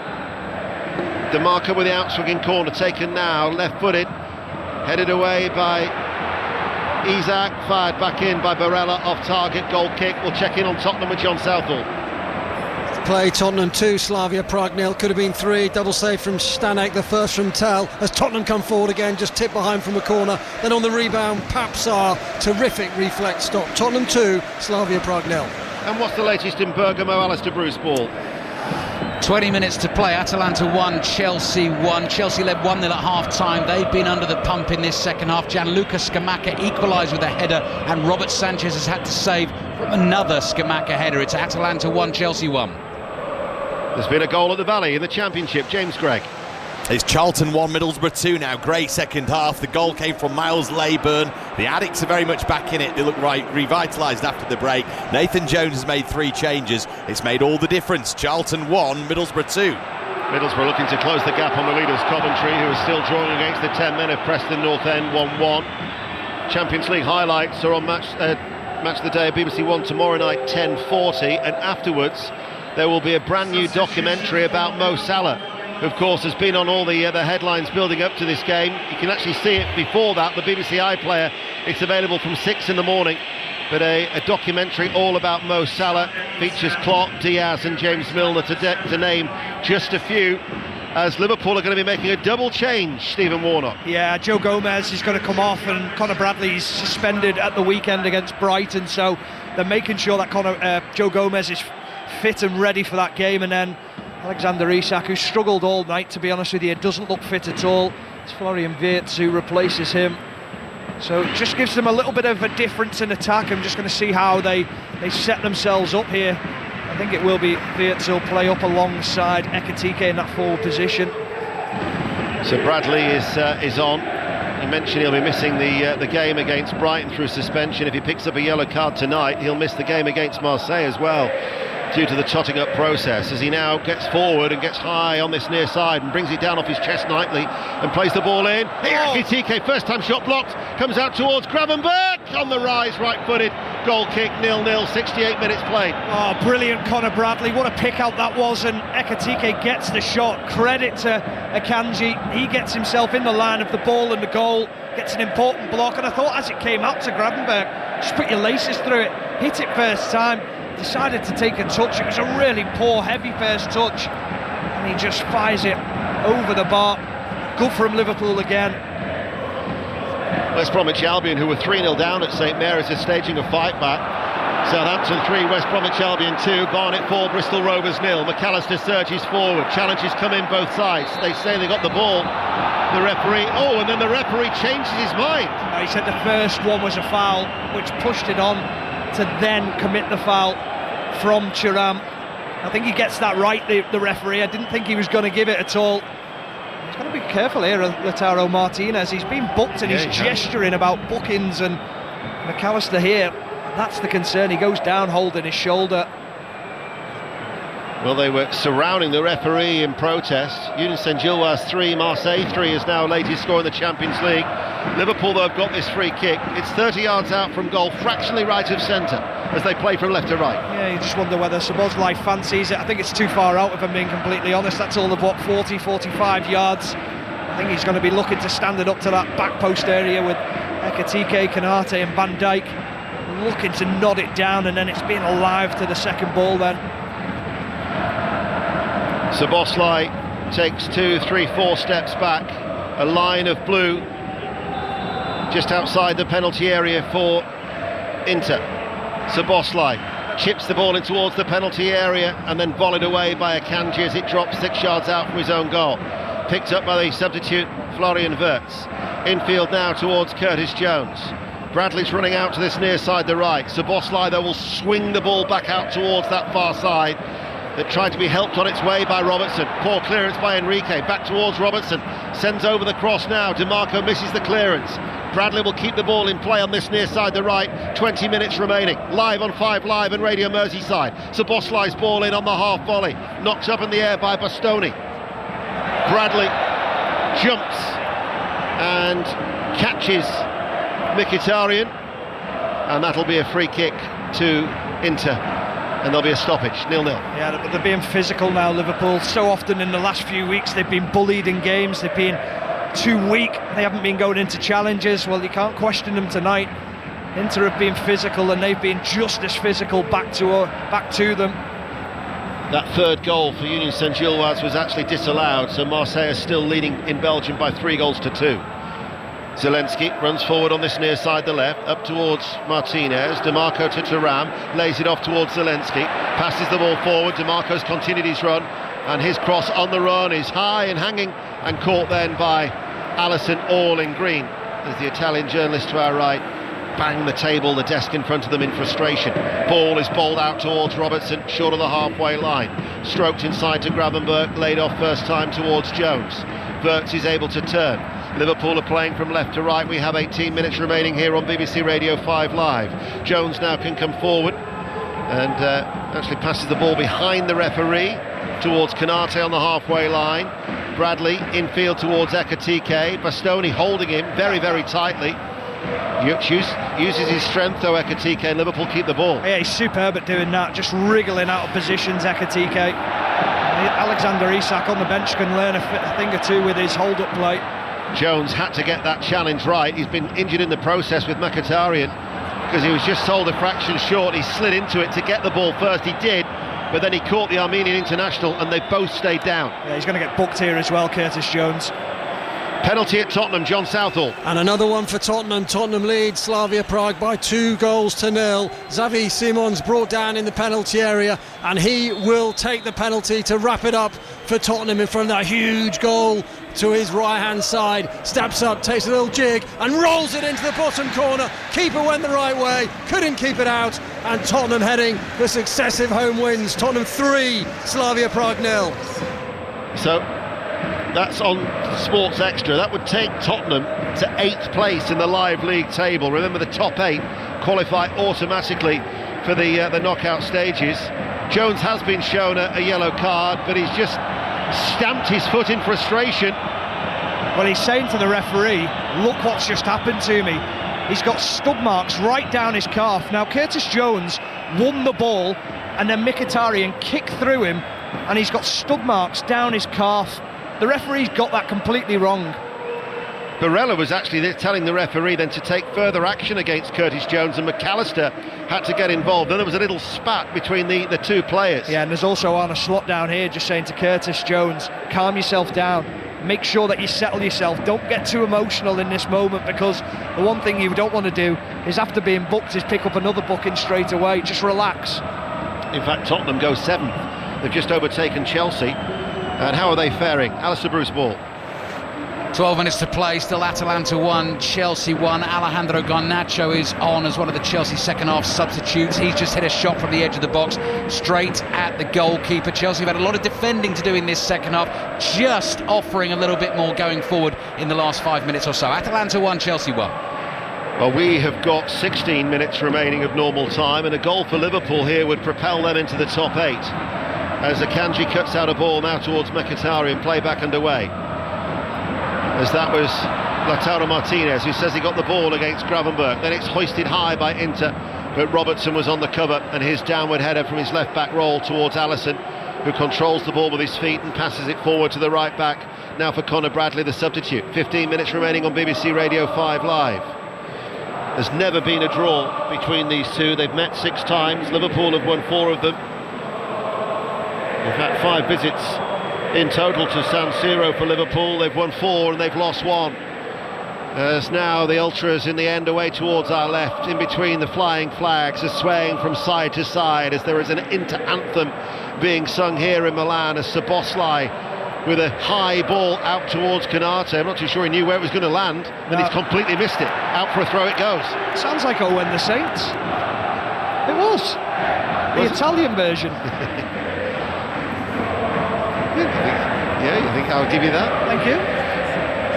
Didn't realise you were fluent in Italian. I thought at first they might have been wishing you a happy birthday for Friday. Here is Zelensky. So in that case, I will wish you a happy birthday for Friday. Thank you very much. Here is Mkhitaryan along the ground. I would have liked it in Italian. No parlo Italiano, you wouldn't have got it in Italian.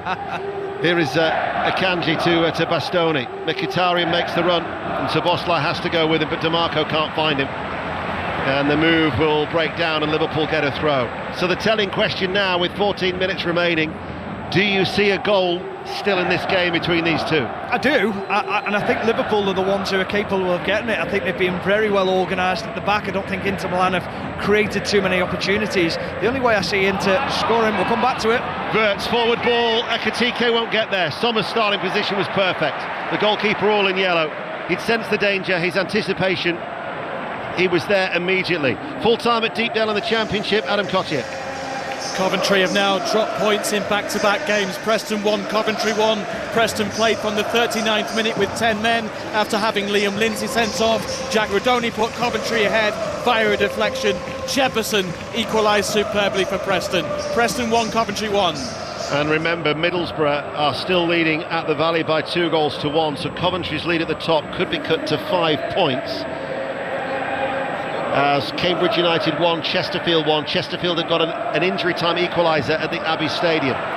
We've got 13 minutes of normal time remaining. This is live on 5 Live and Radio Merseyside. The dark-haired defender Bastoni passes the ball forward, but there was a foul off the ball on Konate. Liverpool get a free kick and they take it quickly. Van Dijk, Ekitike tries to backheel the ball towards McAllister. He can't control it, but Gravenberch will mop up, and Liverpool now advance, and it's on the right-hand side. Bradley goes on the overlap. Szoboszlai, though, will send over the cross. Robertson will get there before Jones. Jones now just backpedals out to the left-hand side. Liverpool all in red, playing from left to right. Midway through the Inter half, Curtis Jones. They had that goal disallowed in the first half. It remains goalless here in Italy, as now with Van Dijk on the halfway line. Robertson has gone forward. Gravenberch takes over. He looks towards Robertson, but Akanji read it. Akanji, who struggled with a fever yesterday, was a real doubt, but he carries the ball forward, but his ball towards Barella. Interception from Van Dijk. Enrique will hook it over his head, downfield towards the halfway line. Mkhitaryan with an awkward fall, overhit by Robertson, still goes in pursuit of the ball to put pressure on Enrique. Liverpool still pressing. Here comes Szoboszlai to try and put pressure on Bastoni, and then it goes up towards Lautaro Martinez and tries to roll away from Konate. And the free kick in favour of Inter. Konate hangs onto the ball, he gets a shove for good measure from the Inter captain, who are wanting to take the free kick, to which they do. There's been a goal in Bergamo. Alistair Bruce Ball. Trouble for Chelsea. They led at half-time. They're now behind the young Belgian international Charles de Ketelaere. He was allowed to run a long way with the ball to the edge of the Chelsea box, and he's hit a venomous strike. Sanchez got a hand to it, but he couldn't keep it out of the back of the net. These two teams started level on points tonight, and Chelsea now behind in the game. Atalanta 2, Chelsea 1, about 8 minutes plus added time to play. And as a result, they're going to drop out of the top 8. PSV have got a goal back. PSV 2, Atletico Madrid 3. We've got just over 10 minutes remaining here in San Siro, live on 5 Live. Bastoni's long ball downfield. Lautaro Martinez beaten to that bouncing ball by Konate. Gravenberch tries to get there as well, but this is Thuram just in from the left touchline.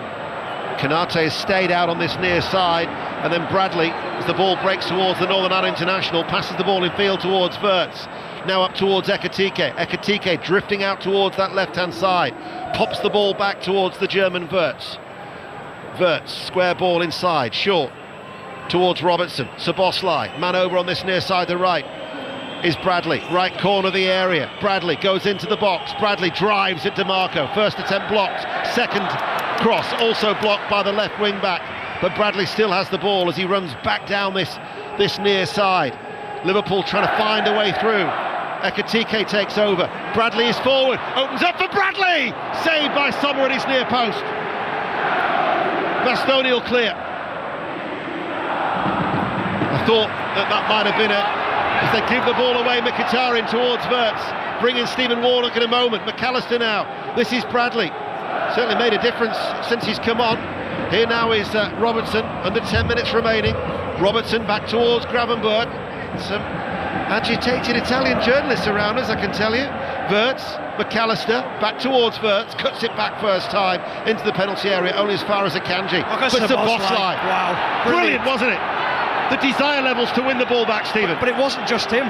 It was Gravenberch as well. It was the pair of them. They're desperate to get on the ball, desperate to win it back. But what an opportunity that was for Conor Bradley. Lovely little ball through to him from Ekitike. I'm just thinking, where's the man wanting the tap-in? Where's that pass across the 6-yard box just for a tap-in? They're all watching Conor Bradley. Good save from Sommer though. Credit to the goalkeeper, a smart save. Well, you certainly can't fault the effort from these Liverpool players. You might just have heard cries of Liverpool, Liverpool from the strong travelling support high up in the gods away towards our right. Because Szoboszlai now with this free kick midway through the Inter half. 9 minutes of normal time remaining. They've got 2 in the wall. The rest of the blue shirts are lined up on the edge of the penalty area. Liverpool play from left to right. It's over 30 yards out from goal. Curtis Jones just wanders as the ball is played short. Florian Wirtz with a shot. Goes through a crowd of players, and the referee eventually signals that it will be a goal kick, as there is going to be a triple change for Inter. Whilst that happens, we'll go to Charlton and James Gregg. It's finished here, Ian. Charlton 1, Middlesbrough 2. Charlton were better in the second half, but it's 5 straight defeats now for the Addicks. It was first half thunderbolts from Riley McGree and then top scorer Morgan Whittaker. They were the difference for Borough, and this win, they tighten things up, don't they, at the top a tad. 5 points now is the deficit behind Coventry. Kim Hellberg's side with 3 straight victories. They look very good tonight. Full time, Charlton 1, Middlesbrough 2. And there's been a late goal at Broadhall Way. Angus Patterson. 5 minutes to go, Stevenage 0, Cardiff City 1. The league leaders take the lead through Alex Robertson. Powerful strike with his right foot from the edge of the area, and Stevenage resistance finally broken. Stevenage 0, Cardiff City 1. So that triple change was Anjuan Boni, French forward, coming on for Marcus Thuram. Carlos Augusto, who's a 26-year-old Brazilian. He replaces DeMarco on the left wing back. And then the other change was in the midfield. Mkhitaryan was the player who came off for Petar Sucic, who's a 22-year-old Croatian that they signed in the summer from Dinamo Zagreb. Signed a 5-year deal. So the Croatian international comes on. So that is the final substitutions that have been made by Christian Kivu, the Inter coach. And we have 7 minutes remaining. I would have been majorly surprised had Mkhitaryan lasted the full 90. He might not have lasted 83 minutes had not it been for those 2 enforced substitutions that Inter were making in the first half. 5 Live and Radio Merseyside here, and we maybe could be witnessing the first goalless draw for Arne Slot as Liverpool manager. It would see Liverpool extend their unbeaten run for a mini revival, I guess, to 4 after those 3 successive. Well, it would be that little bit of a blip. Unbeaten in 4. As Bradley, quick to win that ball back. Bradley inside, Ekitike with a turn. Wirtz with his back to goal, throws himself to the floor in a theatrical manner. Got to say that was never a touch there by Wirtz.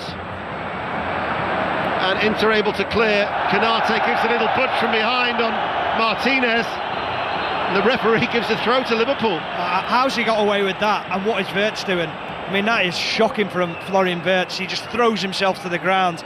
But Canate there shoves Martinez into the hoarding boards. It was so clear, so obvious. I'm thinking, how's the referee not seen that? Hand in the back, right on the number, or the 0 of the 10 on his shirt. It was a great opportunity there for Liverpool to do better as they went forward. An opportunity for Ekitike to spin in the box and get a shot at goal. By the way, they are checking. The shirt was pulled by Wirtz. They are checking for a potential penalty here. Well, I don't think it's a penalty. I think if he gives this, I think it's a poor decision. There was a slight pull on the shirt, but it's not enough for him to go down in the theatrical manner that he did. I think we call it in the Premier League fleeting. Yeah, it wasn't a sustained hold of the shirt, was it? And there's no way that... I mean, Wirtz has certainly made the most of it from Bastoni. He did get a good grip of the back of the shirt. Listen, I'd love Liverpool to get a penalty here, but for the game, absolutely not. You cannot give penalties for things like this. Oh, hold on. My word. This could be given, you know, because Thorin Storks, the VAR official, has told Felix Vaya he's been instructed to come to the monitor. So clearly the VAR official thinks this should be a penalty for Liverpool. Well, I'm very surprised. I mean, cheers to Liverpool going up on the far end because they're thinking there's an opportunity here for a penalty to be given. Bastoni has got hold of his shirt, but he's it's never enough to take him down to the ground. He actually releases the shirt and then then drops to the ground. It looks like he could give this. He's back on the pitch now, Deno. We're just about to find out.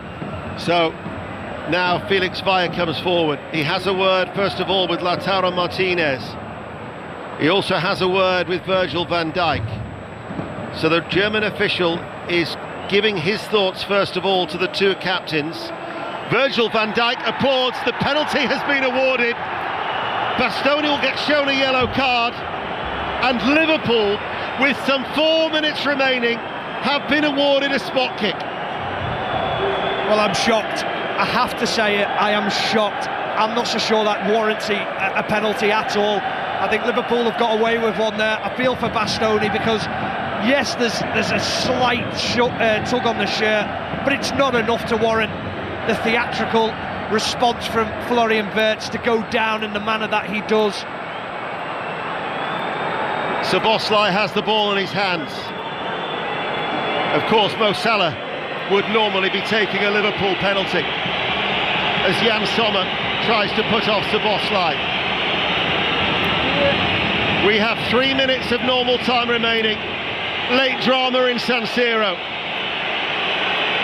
Salah would normally take a spot kick for Liverpool. In his absence, it rests on the shoulders of Szoboszlai. It's going to be a short run-up. A cacophony of whistles inside San Siro. Szoboszlai runs up and scores to silence the crowd in San Siro. Apart from the celebrating Liverpool supporters, it's a real lift for Liverpool after a challenging few days. Szoboszlai from the spot, 1-0 Liverpool. He had to concentrate. He had to do everything to relax himself, to make sure that he focused on the ball and focused on where he was going to take the penalty. Sommer in the Inter goal, he's dancing about, he's clapping his hands, he's trying to make himself an imposing figure, but he was never going to stop that penalty from Dominik Szoboszlai. Puts his laces through it, puts it to the left-hand side, puts it high enough above the diver Sommer. It's a quite brilliant penalty kick from Dominik Szoboszlai. Liverpool get themselves in front. He's had an excellent season, he really has. He's now been involved in 6 goals in the Champions League. It's his 3rd goal. He's also had 3 assists. And the Liverpool fans are dancing high up in the end away towards our right-hand side. Birmingham City have got an injury time equaliser. Queen's Park Rangers 1, Birmingham City 1 in the Championship. And Inter now do not have much time to recover from that potential knockout blow here. Full time at Tottenham, John Southall. 3 Slavia Prague 0, 1 up at half time. 5 minutes into the second half, it was 2. Mohamed Kudus with the penalty. Stanek then denied Odebertel twice and Sahi was terrific. Xavi Simons wrapped it up again from the spot. Slavia missed some chances, but Tottenham up to 9th in the table and back-to-back wins for the first time since mid-September. Tottenham 3, Slavia Prague 0. Yeah, they slip out of the top 8 because Liverpool now are into the top 8 with a 1-0 lead that they have here in Milan. And we're inside the last 60 seconds of normal time. We'll find out how much added time there will be very, very, very soon. As Zelensky, right-hand side of the penalty area. Zelensky looking to try and weave a ball through. Martinez, Szoboszlai back there again. Got to say, he has been outstanding tonight for Liverpool. Szoboszlai carries the ball forward. Wirtz now towards McAllister. Break is on for Liverpool as they come forward. Here is Szoboszlai. Out towards Bradley. And then Liverpool play the ball back towards the halfway line. Full time in the Women's Champions League. Sahel Sahi. Arsenal won 20-0. Arsenal on top from start to finish. Beth Mead with the only goal after 10 minutes. They went close on countless occasions in the second half, and now they're only a point away from the top four. Full time, Arsenal won 20-0. Ekitike tried to get a shot away, blocked by Akanji. Bonny was trying to get there before Konate. Konate was too strong for the young French forward. Back it goes to Alisson. Liverpool still lead by 1-0, and there will be 6 minutes of additional time here in San Siro. Liverpool leading by 1-0 as the ball will go out for an inter-goal kick. Full time in Bergamo, Alistair Bruce-Moore. Chelsea beaten in Bergamo could be a costly one for them in terms of trying to secure a top 8 finish and an automatic place in that last 16. They led 1-0 at half-time. Soft defending let them down in the second half when they came under pressure. They nearly grabbed an equaliser with the last kick of the game, a João Pedro volley saved by the keeper. They've lost. Atalanta 2, Chelsea 1. They've dropped 3 places as a result. They now lie in 10th in the Champions League phase. Liverpool fans making all the noise. The first of 6 minutes tick by here. Here is Akanji. Back now to Barella. Barella towards Bastoni. The defender who was penalised for that penalty. Get the thoughts, I'm sure, of Stephen Warnock and Andros Townsend in greater detail as McAllister has gone down and he's just put the ball out of play for a throw. He's suffering with hamstring. Full time at Broadhall Way in League One. Angus Patterson. Stevenage 0, Cardiff 1. It was best attack versus best defence in the league, and it looked as if they were going to cancel each other out for a 0-0. But substitute Callum Robinson's late strike with 5 minutes remaining sends Cardiff 4 points clear at the top of League One as they look to go back to the Championship at the first time of asking. Stevenage dropped to 6th. Stevenage 0, Cardiff 1. Yeah, 4 points clear of Bradford. Their game at bottom of the table, Port Vale, postponed due to a waterlogged pitch. Lincoln are also on 34 points after a 3-1 home win against Barnsley. BBC Sport website will have all of the full-time results for you, and don't forget as well that we are available for the BBC Sport 5 Live final score on the iPlayer tonight. You can see the video printer as the goals come in for yourselves. We're in stoppage time here. You'll never walk alone. Rings around from the Liverpool supporters high up towards our right. Inter, who failed to score only once all season. What was Tancredi Palmieri saying at the start? That they haven't delivered in the big games this season, as Martinez looks for it to get a shot away, comes back towards Martinez, who rolls it left-footed wide, took the deflection on its way through, corner kick. Yeah, well, Konate didn't know where the ball was because of the spin on the ball and the way Martinez turned. He got helped out by Virgil van Dijk, who did get close enough. They've got a defender corner here, Liverpool. They conceded late against Leeds at the weekend. In comes the corner kick, and that is well claimed by Alisson. Commanding take with both hands around head height, holds onto the ball. Robertson has gone scampering away on the far side. Stephen says what a kick it was. Robertson just couldn't bring it out of the air. Inter throw midway through their own half. Yeah, it doesn't matter though. They're 70 yards up the pitch now and organised, and Inter now have got to find a way through a stubborn, organised Liverpool team. Well, they have kept 7 clean sheets in their last 14 matches in European competition, but only 2 in their last 9. But this would be a most welcome one, and a most welcome 3 points after what has been a turbulent last few days for Liverpool Football Club and the fallout of that spat and Mo Salah. But they've controlled the game for large parts. You can certainly see the unity for those who are playing on the pitch as well. They've stepped up. They lead by 1-0. They had that goal in the first half, disallowed as well, remember. Here now is Sucic, the young Croatian international. Comes forward to the edge of the area, runs into the box, shows too much to Bradley. Bradley was caught, Bradley goes to ground, stays down as well, gets a hearty slap on the back as well from Szoboszlai. Yeah, he's going to milk it, he's going to stay down, he's going to eat away at the clock as long as he can, as long as the referee will allow him to.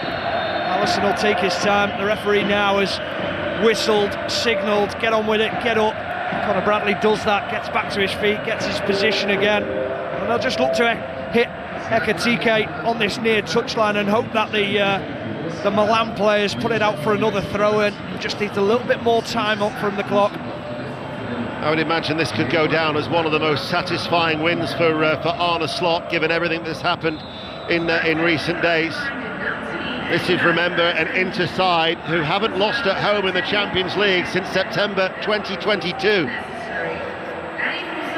An 18-match unbeaten run could be coming to an end in this competition, as the decision goes against Sucic. It'll be a Liverpool throw, and we have only 60 more seconds remaining. Stephen Warnock.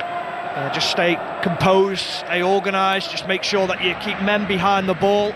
Nothing silly now from a Liverpool point of view. Bastoni heads it forward. Gravenberch forcefully heads it away. Brought under control by Sucic to Lautaro Martinez. Tries to thread it through. Blocked. You look for the run of Barella. Liverpool, though, no way through. McAllister to Wirtz. Szoboszlai's continued his run on this near side. Has to hold his run as Wirtz runs forward. Now towards Szoboszlai. Szoboszlai will hold on to it. Just keeps the ball for Liverpool. Back inside towards Wirtz. Wirtz right corner of the area. Tries to win it back after Liverpool lose it. By my watch, we're 10 seconds away. McAllister goes into the challenge. They really have worked so hard, haven't they, and kept their shape well. It's been superb. It really has, from start to finish. Been very, very impressed tonight with the Liverpool's performance.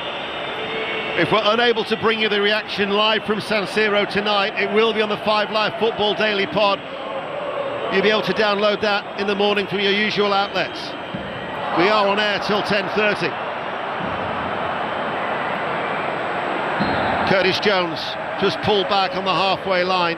That'll be a Liverpool free kick, and by my watch the 6 minutes have gone, but the ball is played through to Ekitike and the flag stays down. Ekitike, though, hangs on to the ball. Liverpool, who will fly back tomorrow, they will certainly be very, very content. And there is indeed the final whistle. After a turbulent few days, it is a significant win for Liverpool. They have overcome the challenge of Inter. They have ended their long, unbeaten run here in San Siro, which has lasted over 3 years. No Mo Salah, but Liverpool's players have stepped up and they have delivered. They've beaten Inter by a goal to nil. A really impressive performance from Liverpool. The organisation, the commitment from the players, how organised they were. There was a real togetherness about the team. Did they deserve to get the penalty? Probably not. They were a little bit fortuitous with that. I didn't think it was a penalty, but Liverpool fans won't care tonight. They've got themselves a huge result away from home. They've made a life a little bit easier for themselves, qualifying for the Champions League next round. Certainly a controversial penalty. The Inter bench almost en masse have gone across to complain to Felix Zweier, the German referee. Somebody's been shown a yellow card. Not too sure who that was, but the protests are continuing for a late penalty that has irked Inter. However, Liverpool, it's provided a welcome lift, and they have won here by a goal to nil. Kelly. Ian, thank you very much. Ian Dennis and Stephen Warnock at the San Siro for us. Stephen, just listening to the words you used to describe that performance, I mean, as significant as the victory is, given Liverpool's current form, and I know that's 4 unbeaten for them now, how impressive was it that it was an organised, hard-working performance? Well, Kelly, I said before the show, when you asked me what they needed to do tonight to get a performance, I said they needed to be organised in midfield and at the back as well. And they were that, exactly that. I loved how structured they looked. I loved how hard it looked to play through them, to find passes. Every pass from the Inter Milan player was a forced pass. They were under pressure all the time. They were committed in the challenge, the Liverpool players. They've been soft in recent weeks, but you couldn't question them today. I've heard things in recent weeks questioning whether this team is still with the manager, whether the manager's lost the changing room. He hasn't lost the changing room one bit. They're a together team. They've just underperformed in recent weeks, but that was a top performance. I'm just looking down, Kelly. Ryan Gravenberch, man of the match. I think you could have given that to him or Curtis Jones tonight. I thought the pair of them and Dominic Szoboszlai, the 3 outstanding performances, and all midfield players. Certainly hasn't lost the travelling support as well, Kelly. Arne Slot has just been serenaded by the Liverpool travelling support as he makes his way down the tunnel. And that's the thing, is that this has been turned by Mohamed Salah's very public statement, by the picture of him training alone in the gym this morning, having not travelled over there. It's been turned into a Salah versus Slot situation, and a win for Arne Slot puts the ball very firmly in his court. Oh, it certainly does. I think the big thing is that everyone was wondering how the game would turn. Would they need, late on, possibly you're looking at the game going, well, this could be a game where Mohamed Salah would come on and have an influence. Well, they made influential changes with Florian Wirtz coming on. I thought he played very well when he came on the pitch, but the questions aren't about Mohamed Salah tonight now. They're all about the positivity around the result. I think the question will be, is he involved at Brighton? I don't think he will be off the back of this result, because he'll think, I don't need him in that changing room. We've just gone to the San Siro against a team that hasn't lost at home, as Ian Dennis said in commentary, since 2022, and just picked up a result here. It's a fantastic night for Arne Slot and his team.